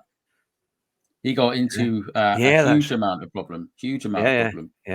And I think it was kind of a wake-up call for him. If you watch the Schumacher documentary on Netflix, it shows you, it gives you a really good insight on that. And if anyone hasn't seen that documentary, I need to go watch that. Actually, I've not watched it. Brilliant! It's so good. It's been the only good thing on Netflix. Just I actually like Schumacher they, more now than I did. Yeah, they had it on there for a while, makes sense. and then it got taken off, and now it's been. I think it's something to do with licensing, but they've put it back on again now. Oh, that's good. Okay. They've cut a chunk out because in the original documentary there was a whole section of when he came out of retirement and went back to Mercedes. Yeah, that whole section has been removed. Yeah, so it goes. Which I actually really loved that period when he was in Mercedes. He did that because he was using all of his wiles. All of his wiles. It was like fantastic seeing the skill of Schumacher in a car that was not competitive to get the best out of the car. I remember I think it was Monaco. Neil was just in the middle of finishing a sentence about. I'll be very sorry. Okay, cool. Neil, carry on. He got that 7th World Championship for Ferrari, and that's kind of where the documentary sort of ends, and people say, a few bits and pieces about him, and I think they're right in what they're saying. His driving changed a lot after that 7th world title. It's almost like I've proved what I wanted to prove. And then he announced his retirement and everything. And I think he kind of felt like I've done what I need to do. I don't think him coming back to Mercedes was. Although he did get a pole position in, was it not Monaco? He did okay. But the car wasn't great. I mean, the car really wasn't great. That was it. I think that was it. I think the car wasn't. It wasn't the Mercedes. It's a middling car. They got the best out of it when they could. Congratulations. But yeah, he and I think it was Monaco where he wouldn't. I think this is where I remember him holding people up. See, I have issues with this last weekend where they were saying he wouldn't let this person pass, he wouldn't let that person pass, and I'm like, what the fuck would they let people pass? It's racing. What the hell? Why would you let someone pass? One of the incredible skills of a really good racing driver is not letting people pass. Making it hard. Within a sportsmanship kind of structure. Yeah. In a sportsman type way, you just make it really hard. That's a skill, man. That's a serious skill. To put your car in the right place to stop people being able to get past without compromising your speed too much. That's a serious skill. And I remember watching that. I mean, I've given up the past 2 years. I've given up with Formula One. But that was when I'm like, that actually was when I decided that Schumacher was pretty good. I was really, I wasn't someone that hated him, but I really didn't like him. I didn't like him at all. Well, you know what I thought was great was many years ago when he showed that level of ability to at the end of his career, when he wasn't getting the fastest times and he wasn't the best and all this kind of stuff, to keep someone behind him. Yeah. Well, Come Hamilton on. and Schumacher had you know what? This guy's really good. Yeah. Sorry, Hamilton and Schumacher had a great battle at Monza. I remember they were coming out of, was it the first chicane, and then they went round that right hand bend, and they accused Schumacher of blocking and also weaving. But when at the end of the race, Hamilton was interviewed, and he said he loved it. He said that's what he wanted. He wanted to battle away properly. And this is one of the few things they were all making wasn't really required. Yeah. This is one of the few things I've thought that Hamilton. I've not had a lot of respect for Hamilton over the years. I've been severely disappointed over the years with his performance. He should have been a rookie world champion. He should have been. Hugh, you and I have talked about this privately about this, right? He should. 4 races from the end of China showed that he was not mature enough to be a rookie world champion. He should have been a rookie world champion in China. All he needed to do was not have this psychotic thing about being first, winning at all costs. He needed to have, and I remember the interview with Jackie Stewart afterwards and before, where he said, because Jackie Stewart was the consummate cerebral champion, you know, he so he had it there. He was so clever. He was so capable, so intelligent. He knew that the goal was the world championship, and you do what you have to do, even if you have to come second or third. But it was big. I think because I remember watching that in 2007, and I heard all the hype about Hamilton, and he was phenomenal in was it F2 or the old whatever it was, F3000, whatever it used to be called, or the F2. It was brilliant, or GP2 it was. I mean, he did. I remember in Turkey, he was leading the race. He was up in the well up the front, and then he spun out. And he was down to last, and he went from last, I think, to third place in this race at Turkey. And he showed then that he was right up there. I think he won the title the year before. So when they said he was potentially coming in 2007, we were all like, "Oh, fantastic! He's going to be soon." And he was amazing. I mean, that first start in Australia, you know, he knew what he wanted. He went from fourth place in Australia, I think, to second at the first corner, and he overtook Alonso, his teammate, at the first corner in Australia. So that was the start of beating your teammate from the word go, which didn't help the relations. But Alonso, we all know Alonso. He left at the end of it because he was good enough. So there's no doubt about it. He's got an incredible skill. But in 2007, it was amazing watching him because every race became, it kind of came alive because he was leading at some point. He was battling for the championship. And I remember China was so difficult because he was on the last bit of his tires. I think he'd stayed out longer than anybody else on those the slick tires or something. And and then eventually, of course, he came in and there was nothing left of his tires, and he understeered off into the and we're all eager and almost say, come in this lap, come in, you've got to come in, because if he did that, it was touch and go, and it would have been spectacular if he one lap earlier. If he'd come in one lap earlier, he'd be the world's first rookie world champion. One lap. Yeah. No, it is. I think one lap. I think a lot of the problems that we have had today as well, or now in his racing career now, is that since Abu Dhabi 2021, I think it took him a long time to get over that, because it was a huge loss. I mean, it was a massive loss, and I think a lot of the fans were affected, and then he probably got a bit distracted, because if you're in that kind of position and you're about to get your 8th title, and it's kind of taken away from you. I'm gonna disagree with you now. I'm going to disagree with you. Do you remember those years? No, but come on, Hugh. Drunk or not drunk, I'm not an idiot. No. You know me well enough that if I'm going to express an opinion is going to be something that's got backup. Okay. Yep. So Yep. I thought it was amazing at the start. Was incredibly disappointed when he didn't. When he screwed up at the end of that 2007 season. And it's like, oh, God, I thought it was amazing. And I thought it was going to be brilliant and all this kind of stuff. But I flipped. I flipped when he was partnered with Button in McLaren when McLaren was not as good anymore. Yeah. Okay? So he spent a couple of 3 years with Button, sometimes not as good as Button, sometimes better than Button. Whatever happened in those years, Button was really good with strategy, looking after his tyres, just intelligent racing, instead of just, one lap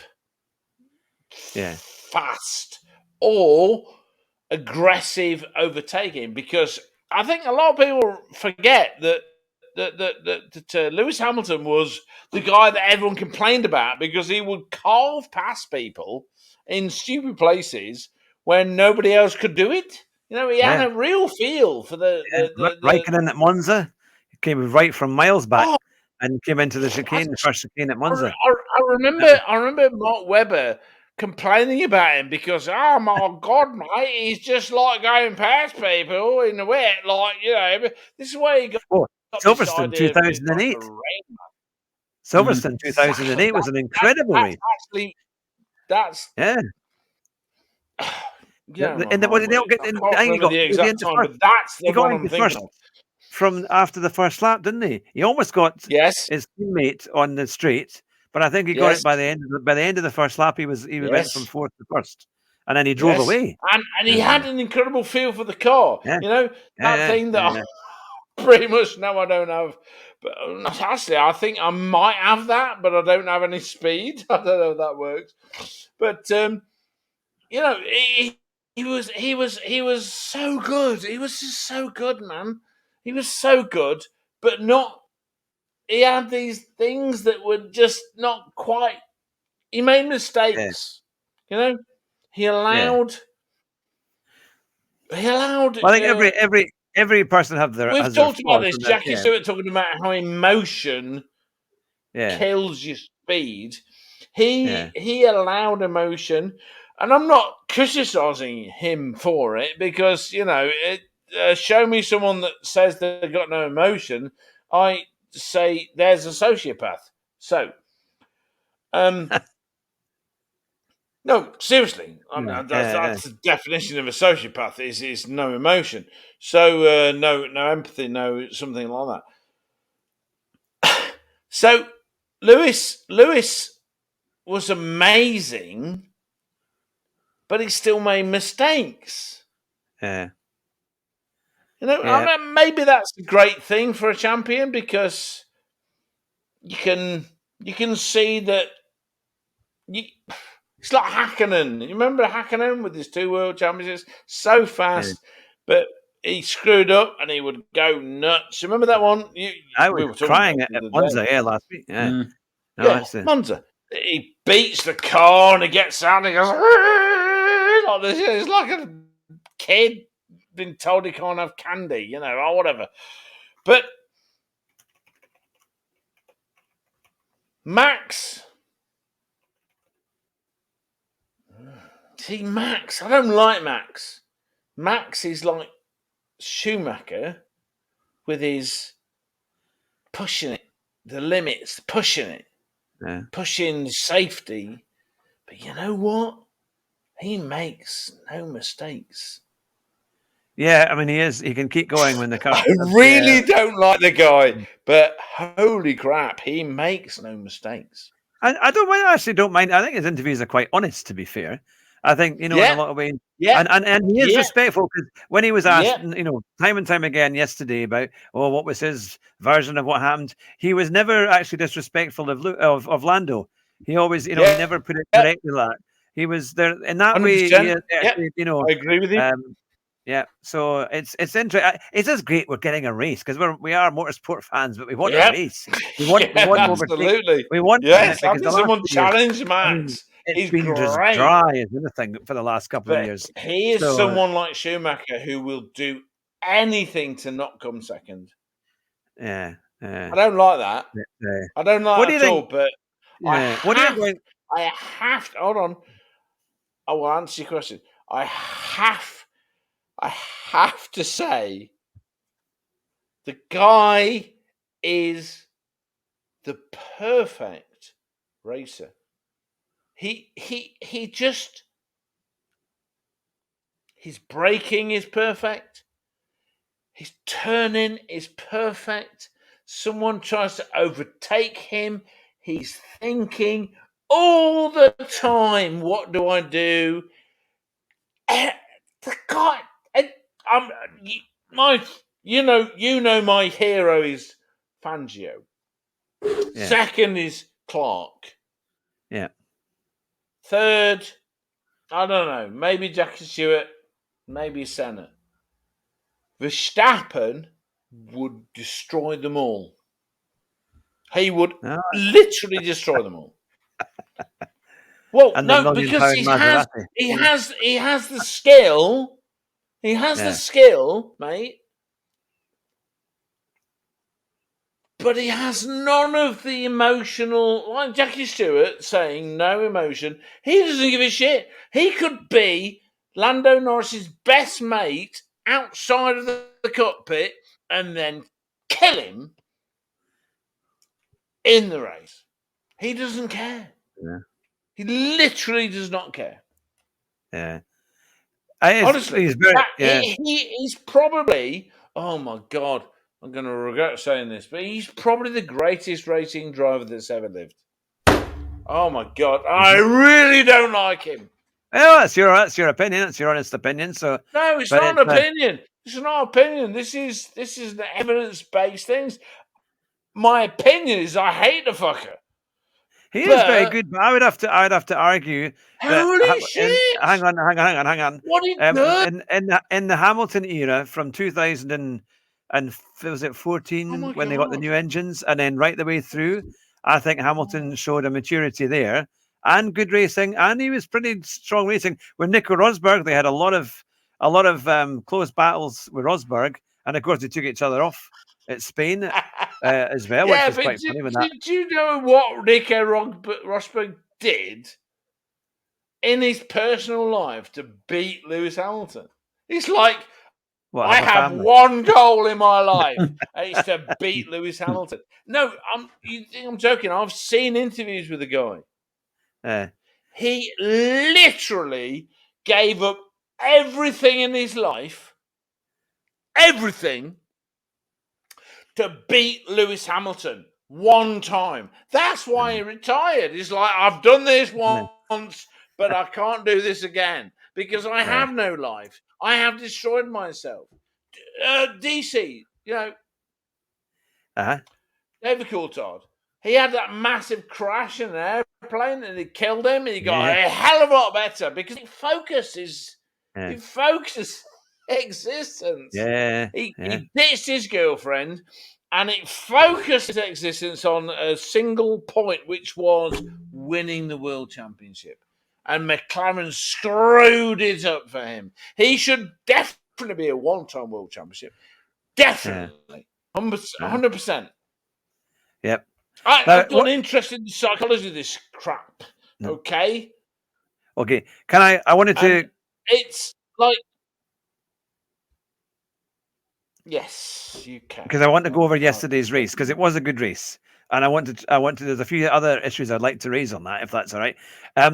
The relationship between George Russell, who of course won the race yesterday, and Lewis Hamilton, because they seem to really be battling it out. And Russell seems to be actually beating him quite a bit in the last few repeatedly few months. Repeatedly. Do you think? I mean, I don't think Hamilton has lost his touch, but I think he's lost a bit of his interest, or maybe just that little bit of that last kind of that gave him something special. What, Neil? You've been.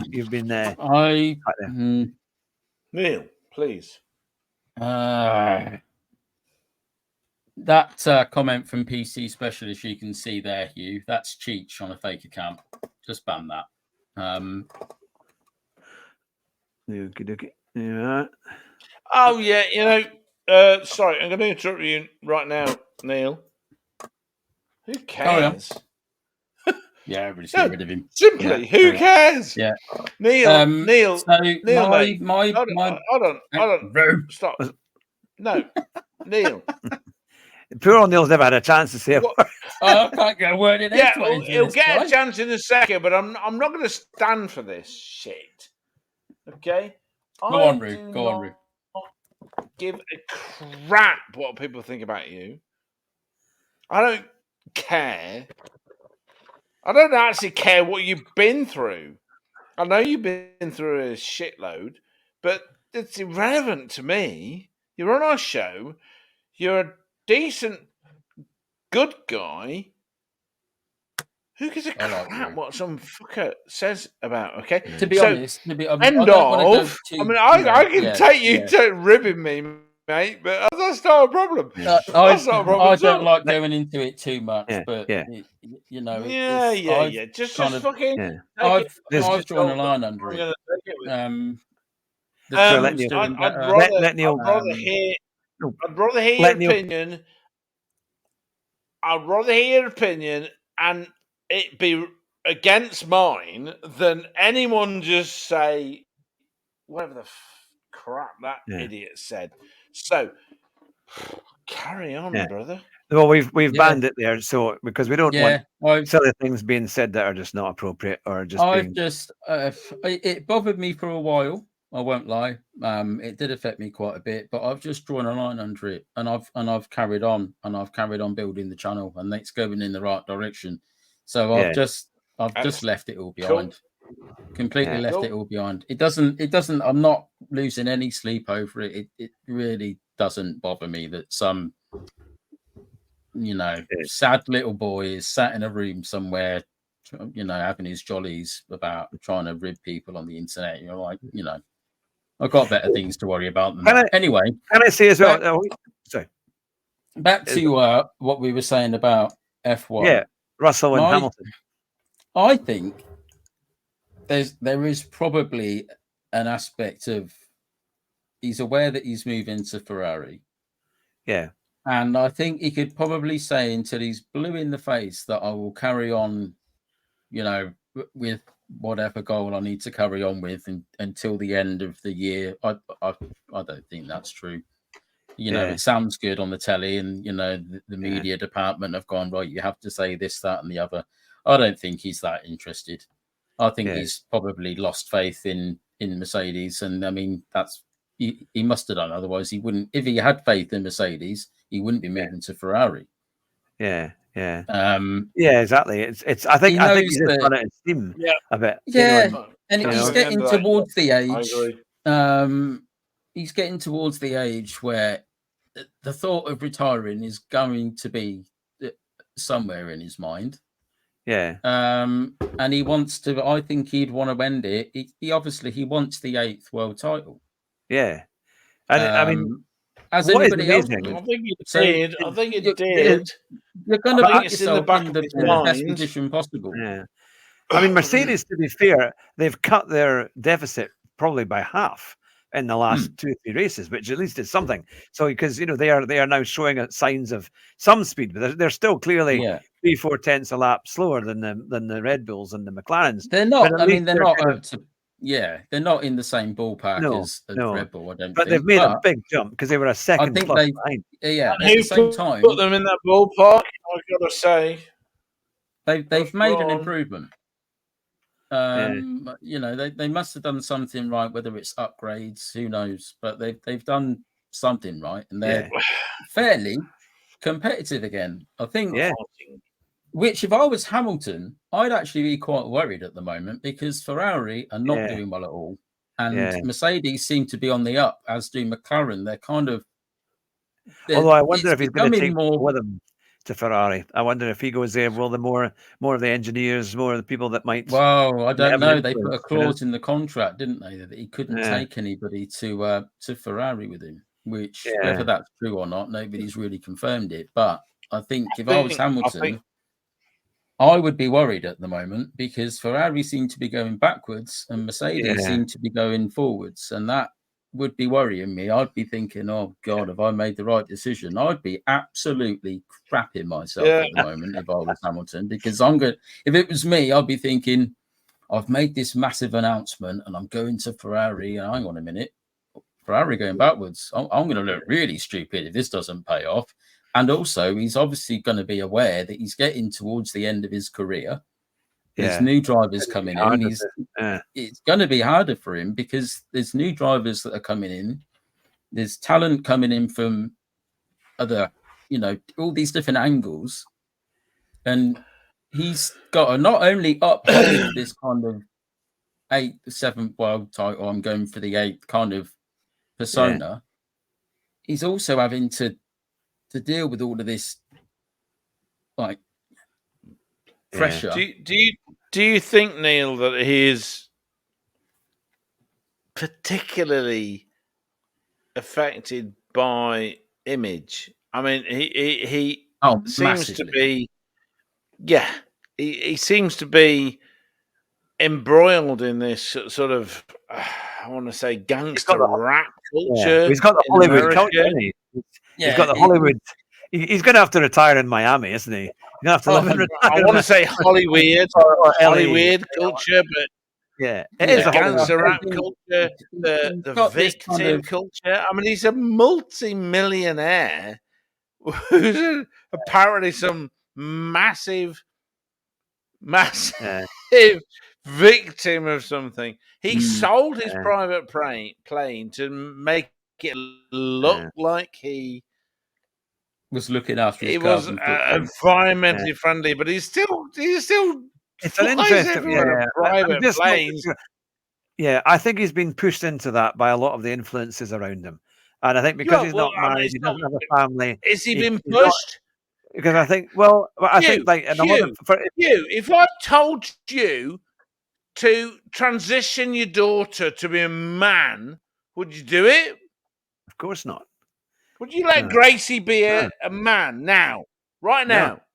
No, exactly. So pushed, fuck off. I'm sorry, but pushed. Slightly different circumstance. I think the problem is that once you get into that culture, peer pressure,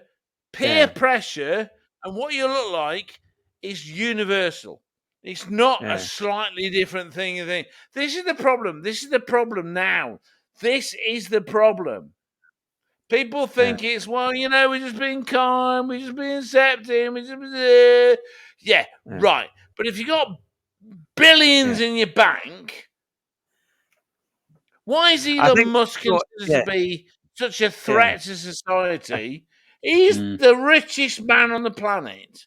The thing is, though, nowadays, because it's Twitter to a massive cost to himself to secure free speech. Okay. And then they go, people don't go along. It's not free speech because he allows people to speak. What? Wait a minute. What? Hamilton, if he makes he's been quite careful, to be fair, not to kind of make himself look like a victim. To be fair, because he knows no one's going to believe him. They're in F1, they're multimillionaires. They're not. He's trying. Well, I know that there is a huge influence on him in terms of, I think, with the people around him, and he's put those people around him, which I think has been a mistake. I think even just 10 years ago, he was a different character. Hugh, he is last very year woke. Or the year before, where he dissed his own town for being racist. Well, that was the whole thing, at the time. It was the BLM rallies. He was getting involved with all of that. And unfortunately, racist. No, come on, no, not having this. If I can be honest, he had a big thing about how disadvantages he was because he was racist. His mum's white, his dad's black. His dad took 3 jobs to pay. I mean, they keep talking about, if you want to do motorsport, you don't need loads of money. Yeah, his dad literally sold his soul to try and get some kind of yeah. you need money. You just need money. You need money. You need money. End of story. Yeah. You need money. Doesn't matter how brilliant somebody is, you need money for these things. Come on. I think the problem I'm is not saying that in from those poverty. circumstances, you can be very good at a sport. You can be amazing. You can be a world champion, renowned. But not necessarily great out with Yes. it. Or and I do think the influence of if he had a wife and children, he might have a different perspective on how life works and these kind of things. So I think a lot of racing drivers have experienced that as they've gotten older. You Like wouldn't even be Schumacher. doing it. Come on. No, I've but been but there.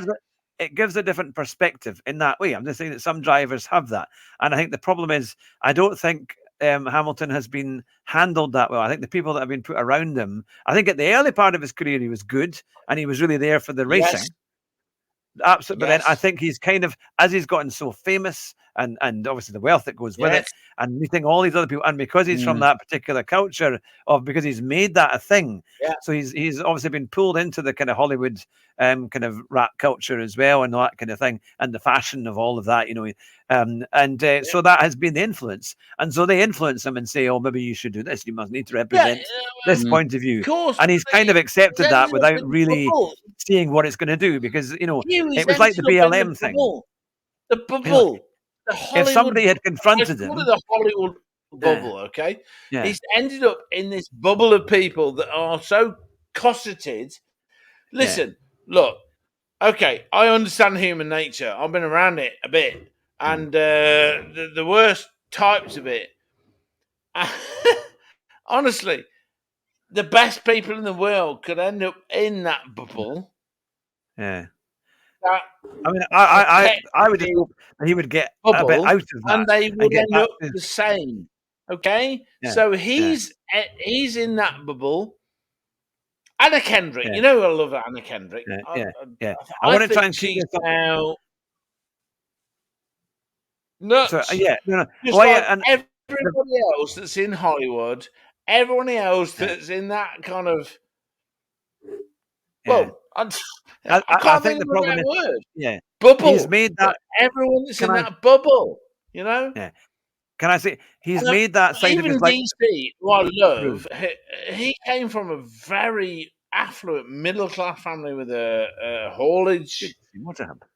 like a freight haulage business and all that kind of stuff. Yeah. So So sorry, it's just like it's just. yeah, I think They need to shut up. All of them need to shut the fuck up, because once you're in Formula One, honestly, if you're in Formula One, immediately you're in the bubble. Yeah. I think that's a bit. You've hit it on the nail. Can I say something, please? You're earning Can I- hundreds Ruth, of thousands can I of say something, pounds please? a year. Okay. Immediately. Shush, I'll have to mute you. The the problem with Hamilton is that he's made that side of his public life far too public. And I think the others have been a bit more intelligent in the way that they've looked at it. Like Nico Rosberg, like Vettel, they've kept their private life private. They don't do anything. They're very, very careful who they talk to, who they do interviews with. They don't really get involved in all of that. They don't get so political. And he's made that Nico Rosberg's background? Hugh, the crazy thing is we're on the same side here. We're not actually arguing against each other. No, I'm not. Like one of these. But I'm just trying to get to that point of why I think Hamilton isn't doing well. Nico Rosberg's background. What was it? Well, his dad was the GP world champion. I don't know what he did. I don't know what he did before. After his father was the GP champion. Keke Rosberg was a world champion Formula One driver. Yeah. It's not like he came from some kind of like council estate. It's not like he was like. But it's hard to say. But I think he's a phenomenal racing driver. But I don't think Hamilton is the brightest person for taking on public life. Great communicator. And I think that's now, very important.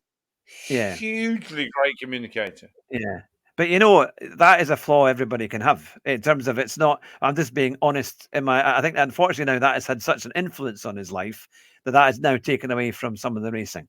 And I think it's he made a real mistake. And when he got into the political side, I think it put a lot of people off because we were just reeling from Abu Dhabi. We didn't want another blooming. We got fed up with him taking the knee before the start of every race and all this stuff. That should be outside of racing. That should be, that's really their opinion or whatever. That's their that should be out of it. Sorry, Let's race. Let's just make the race. I think that now the taking the knee thing. Who we're talking about now? The last thing I got fed up. I have to say, I got really fed up. I used to skip it. I used to go to another channel when it was on the TV, when it was on Sky, because I used to get fed up with all that stuff that they did. I just wanted to watch a race. I didn't want them to race. I don't want them telling us how not to be racist and how not to be racist and all this. All the people on that grid are millionaires. All of them. Yeah. They have, and it was crazy. Security. They have a special representation in every situation they're in. They don't need to do anything themselves. Everything they do is done by somebody else. They do not interact with normal life. So when they sit their fucking knee on something, fuck off. Try not to. Honestly, because this is going on a podcast too, so we want to try and not to keep it family friendly. But yes, that's my interesting, because I think if they'd actually known, unfortunately, if they had known what they were representing, and the BLM were found out to be complete frauds, they were taking the money for themselves and buying mansions with all the money, and then they didn't even give it to the areas and the people that were running the actual. I think groups. I think this is the difference. People talk about Hamilton being the best driver ever. Yeah. I think there's a big difference between being world champion and the best driver that ever lived. Because winning 7 world champions doesn't make you the best driver that ever lived. That makes you a 7-time world champion. Doesn't make you the best driver that ever lived, because the way that he handles things and the way that he races and everything that goes around it, I think that lets him down. Yeah. If you look back at people like Senna, people like Prost, people like Schumacher, Fangio, Hill, everybody, they were racing drivers that were there to win races. I get that Hamilton turns up and he's contractually obliged to wear certain clothing and to turn up. Some of it is quite hilarious. But, I think he's kind of, and you can't blame him 100%. But I think he's kind of been pushed into this. He's more of a media personality now than he is a racing driver, for me anyway. Yeah, and definitely. I don't think there isn't really, they all stand there and they've like Rue says, they've got a lot of money and they wear the nice sunglasses and whatever. Yeah. But for me, everybody else turns up to go motor racing. Yeah. Hamilton turns up to be in the media and to be on the telly, do a little bit of racing. But mainly turn up, everyone look at me, look what I'm wearing. I look like a Christmas tree decoration, whatever. The rest of them, do you know what I mean? Though the rest of them don't really do that. Turn up in he's going to look back in 20 years and they're going to think, "Oh my goodness, what did I do?" But what was I wearing there? No, he's not, mate. No, he hasn't got the self-awareness to do that. He's not got the self-awareness to look back in 20 years ago. He can look back at self-awareness. 20 years, he can look back in 20 years and go, I was such a victim. He's got 200, 300 million in the bank. Nobody's going to believe him. Nobody's going to believe him or have any time for that. That's what's going to happen. But he's not. What happened this? He's going to look back in 20 years' time and see himself as a victim because he's not capable of seeing himself. Fuck's sake, what a fucking doctorate, for God's sake. But I don't think go around saying that the world's taken my career away. I did it. I can't imagine him looking back at it at all. Crazy. He'll sit on his gold-plated toilet, looking at himself in the mirror, and he'll go, "Well, this is nice," and that'll be about as Exactly. far as it goes. Oh my god! The thing is, you don't know, do you? This is the thing. You see what's I have to portrayed. borrow a private plane because the internet said I shouldn't have a private game. You see what's Go portrayed away! on the telly. You see him the way that the media want to portray him. Yeah. And I think it's difficult to make an informed decision on whether he's there for racing or whether, and this is the main thing at the moment, I think he's kind of No, his I disagree with you. his deal with Mercedes is, that's on the way out.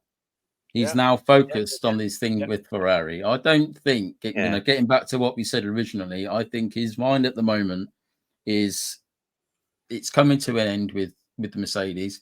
I'm not going to win another championship with Mercedes. We're past that point. It's not going to happen. I'm now focused on Ferrari, 100%. And I would be the same. I'd be exactly the same if I knew I was going to Ferrari and I wasn't remotely competitive with Mercedes, although they have improved a little bit. I would be thinking, right, I'm off to Ferrari. So that's where my focus is going to be. Oh, it'd be funny if he won a few races before the end of the season. Wouldn't it? I just think it'd be hilarious if it gets to the end of the season and Ferrari are absolutely useless and Mercedes are winning everything again. Because he's going to look real stupid. Well, because the regulations change in 2026, don't they? So it's all you've got a year to get it working. Like, we're going to fix everything with the regulations, and then he's Can like, you just imagine him being like, I'm sorry, sorry, Ferrari. Give me a minute. Toto, can I please come back? I'll be really nice. I'll rub your feet for you. Just can I stay with Mercedes? If that Ferrari is a second slower than everybody else in at Melbourne in 2025, he's going to be absolutely absolutely hilarious. I would love it if the first race of next year's season, Mercedes just bolt and disappear and Ferrari are at the back because he'll have a press conference saying he's going to retire. I'm going to let you into a couple of secrets, okay? I think Max is amazing. I think he's an incredible driver. I don't think it because I like him. I hate the fucker. He is a dirty driver like Schumacher was. But I've been watching comments about how he's like Schumacher. He's like this. He's not like Schumacher. He's not like Schumacher. He has more skill than Schumacher ever had. And Schumacher was amazing. Amazing. I reckon. Do you know who I would like to win the World Championship? He may not have been the fastest. People keep comparing him to Senna. Because Senna president, I reckon. Senna brast into Prost specifically in the same way that Lewis bast into Max specifically to send a message. It was psychology. It was all about telling that person, not scared of you, I'll do whatever the hell. And that's why he nearly won the championship. And it was only the intervention of the FIA. And I mean that. No, that race is going to be something that is debated by F1 fans. Was conspiring to stop an 8th World Championship. I don't give a crap. There's one statistic.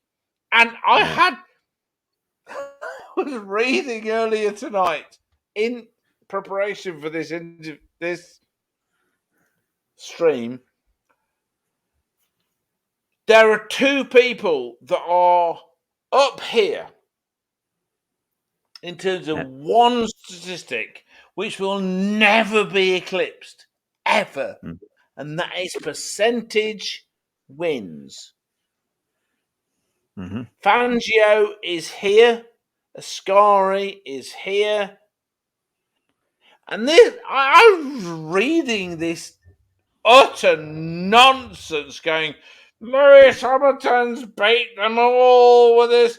No, not even close. Not even within 10 or 15 points. Yeah. Fangio is like 47, 48% of race wins in F1. Yeah.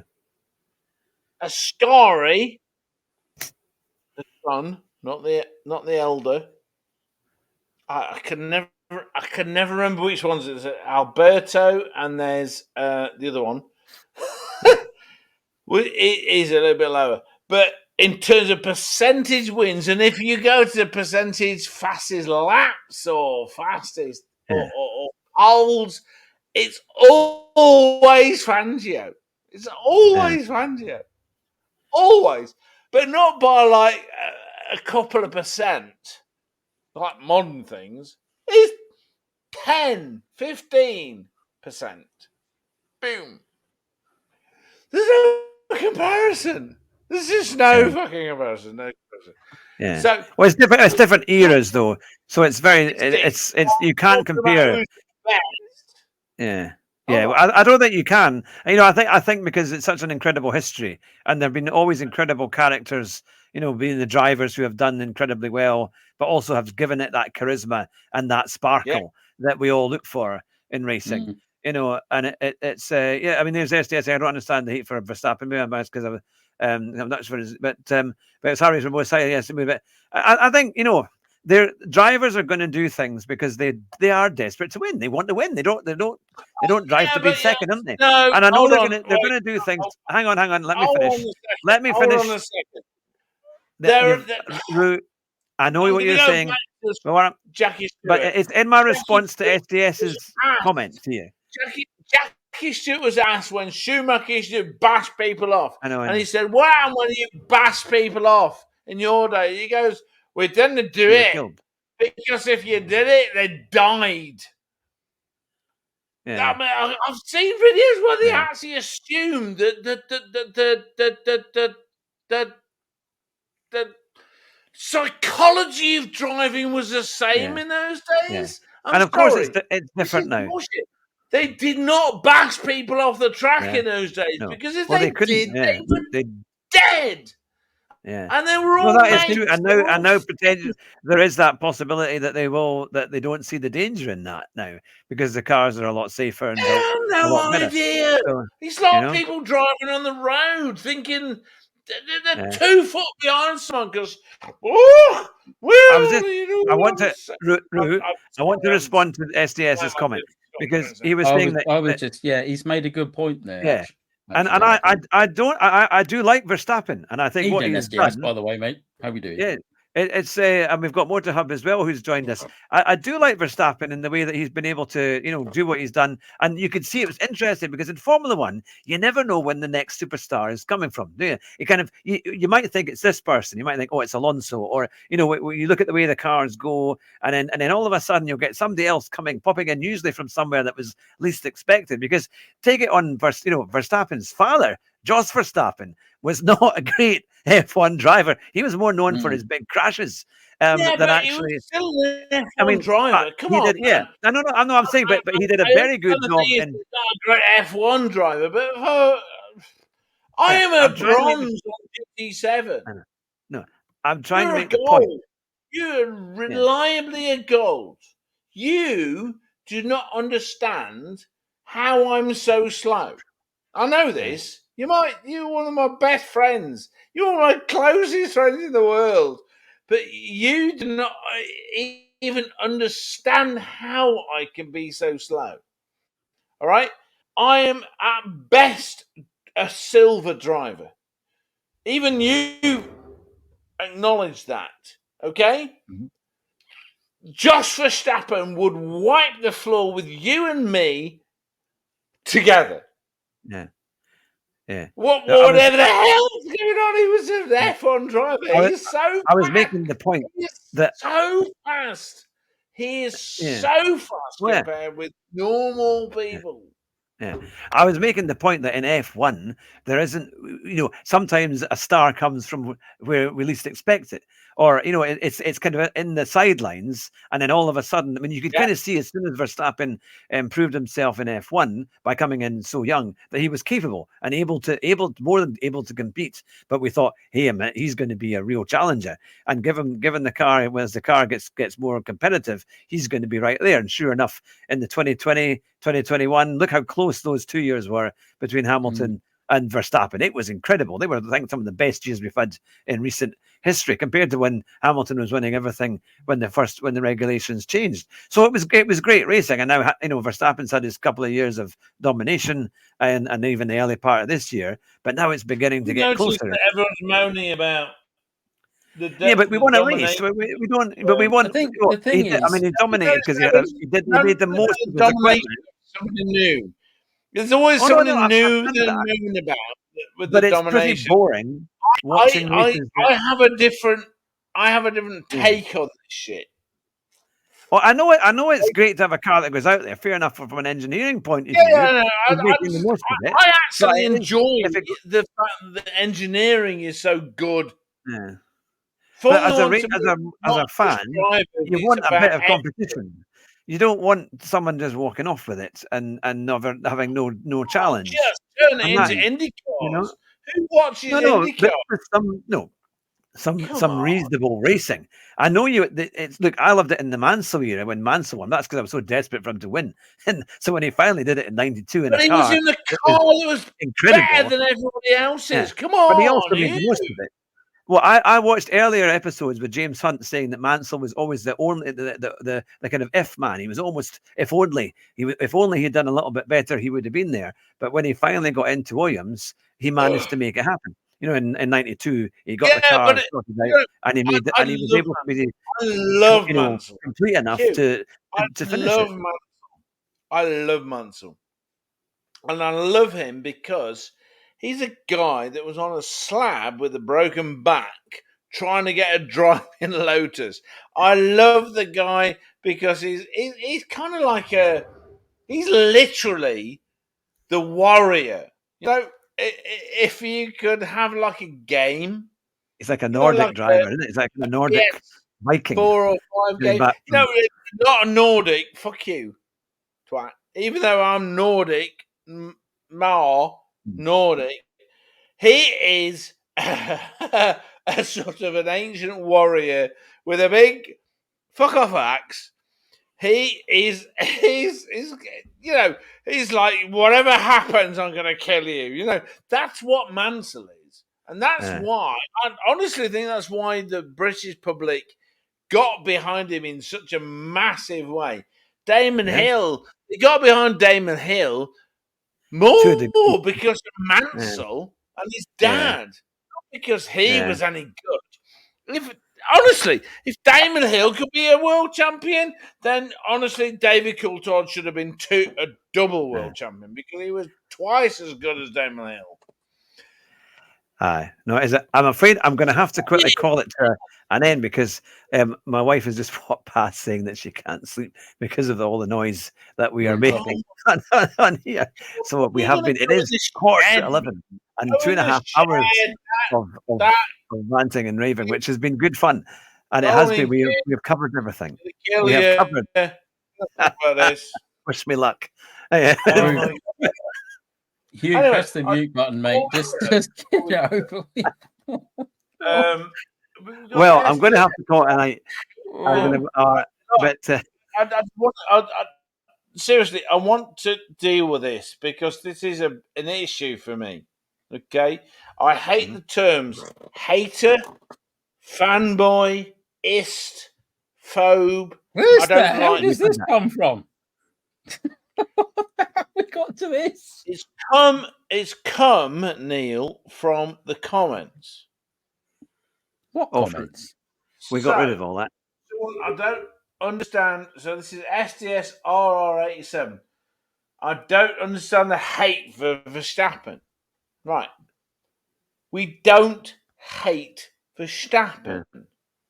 We don't hate anyone at all. I don't think he's aiming that at us. I think he's aiming that at love.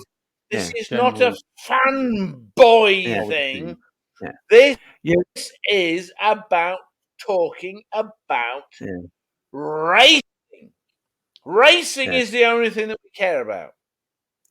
The Yes. only thing. Yeah, I don't care that's who's what I thought racing SDS meant. or Yeah. how they're Yeah. racing. Well, no, It's all right, that's not SDS. true. Well, I know Not what you how mean, they're mate. racing. How Yeah. they're racing is cheating bastards, Yeah. I care about that.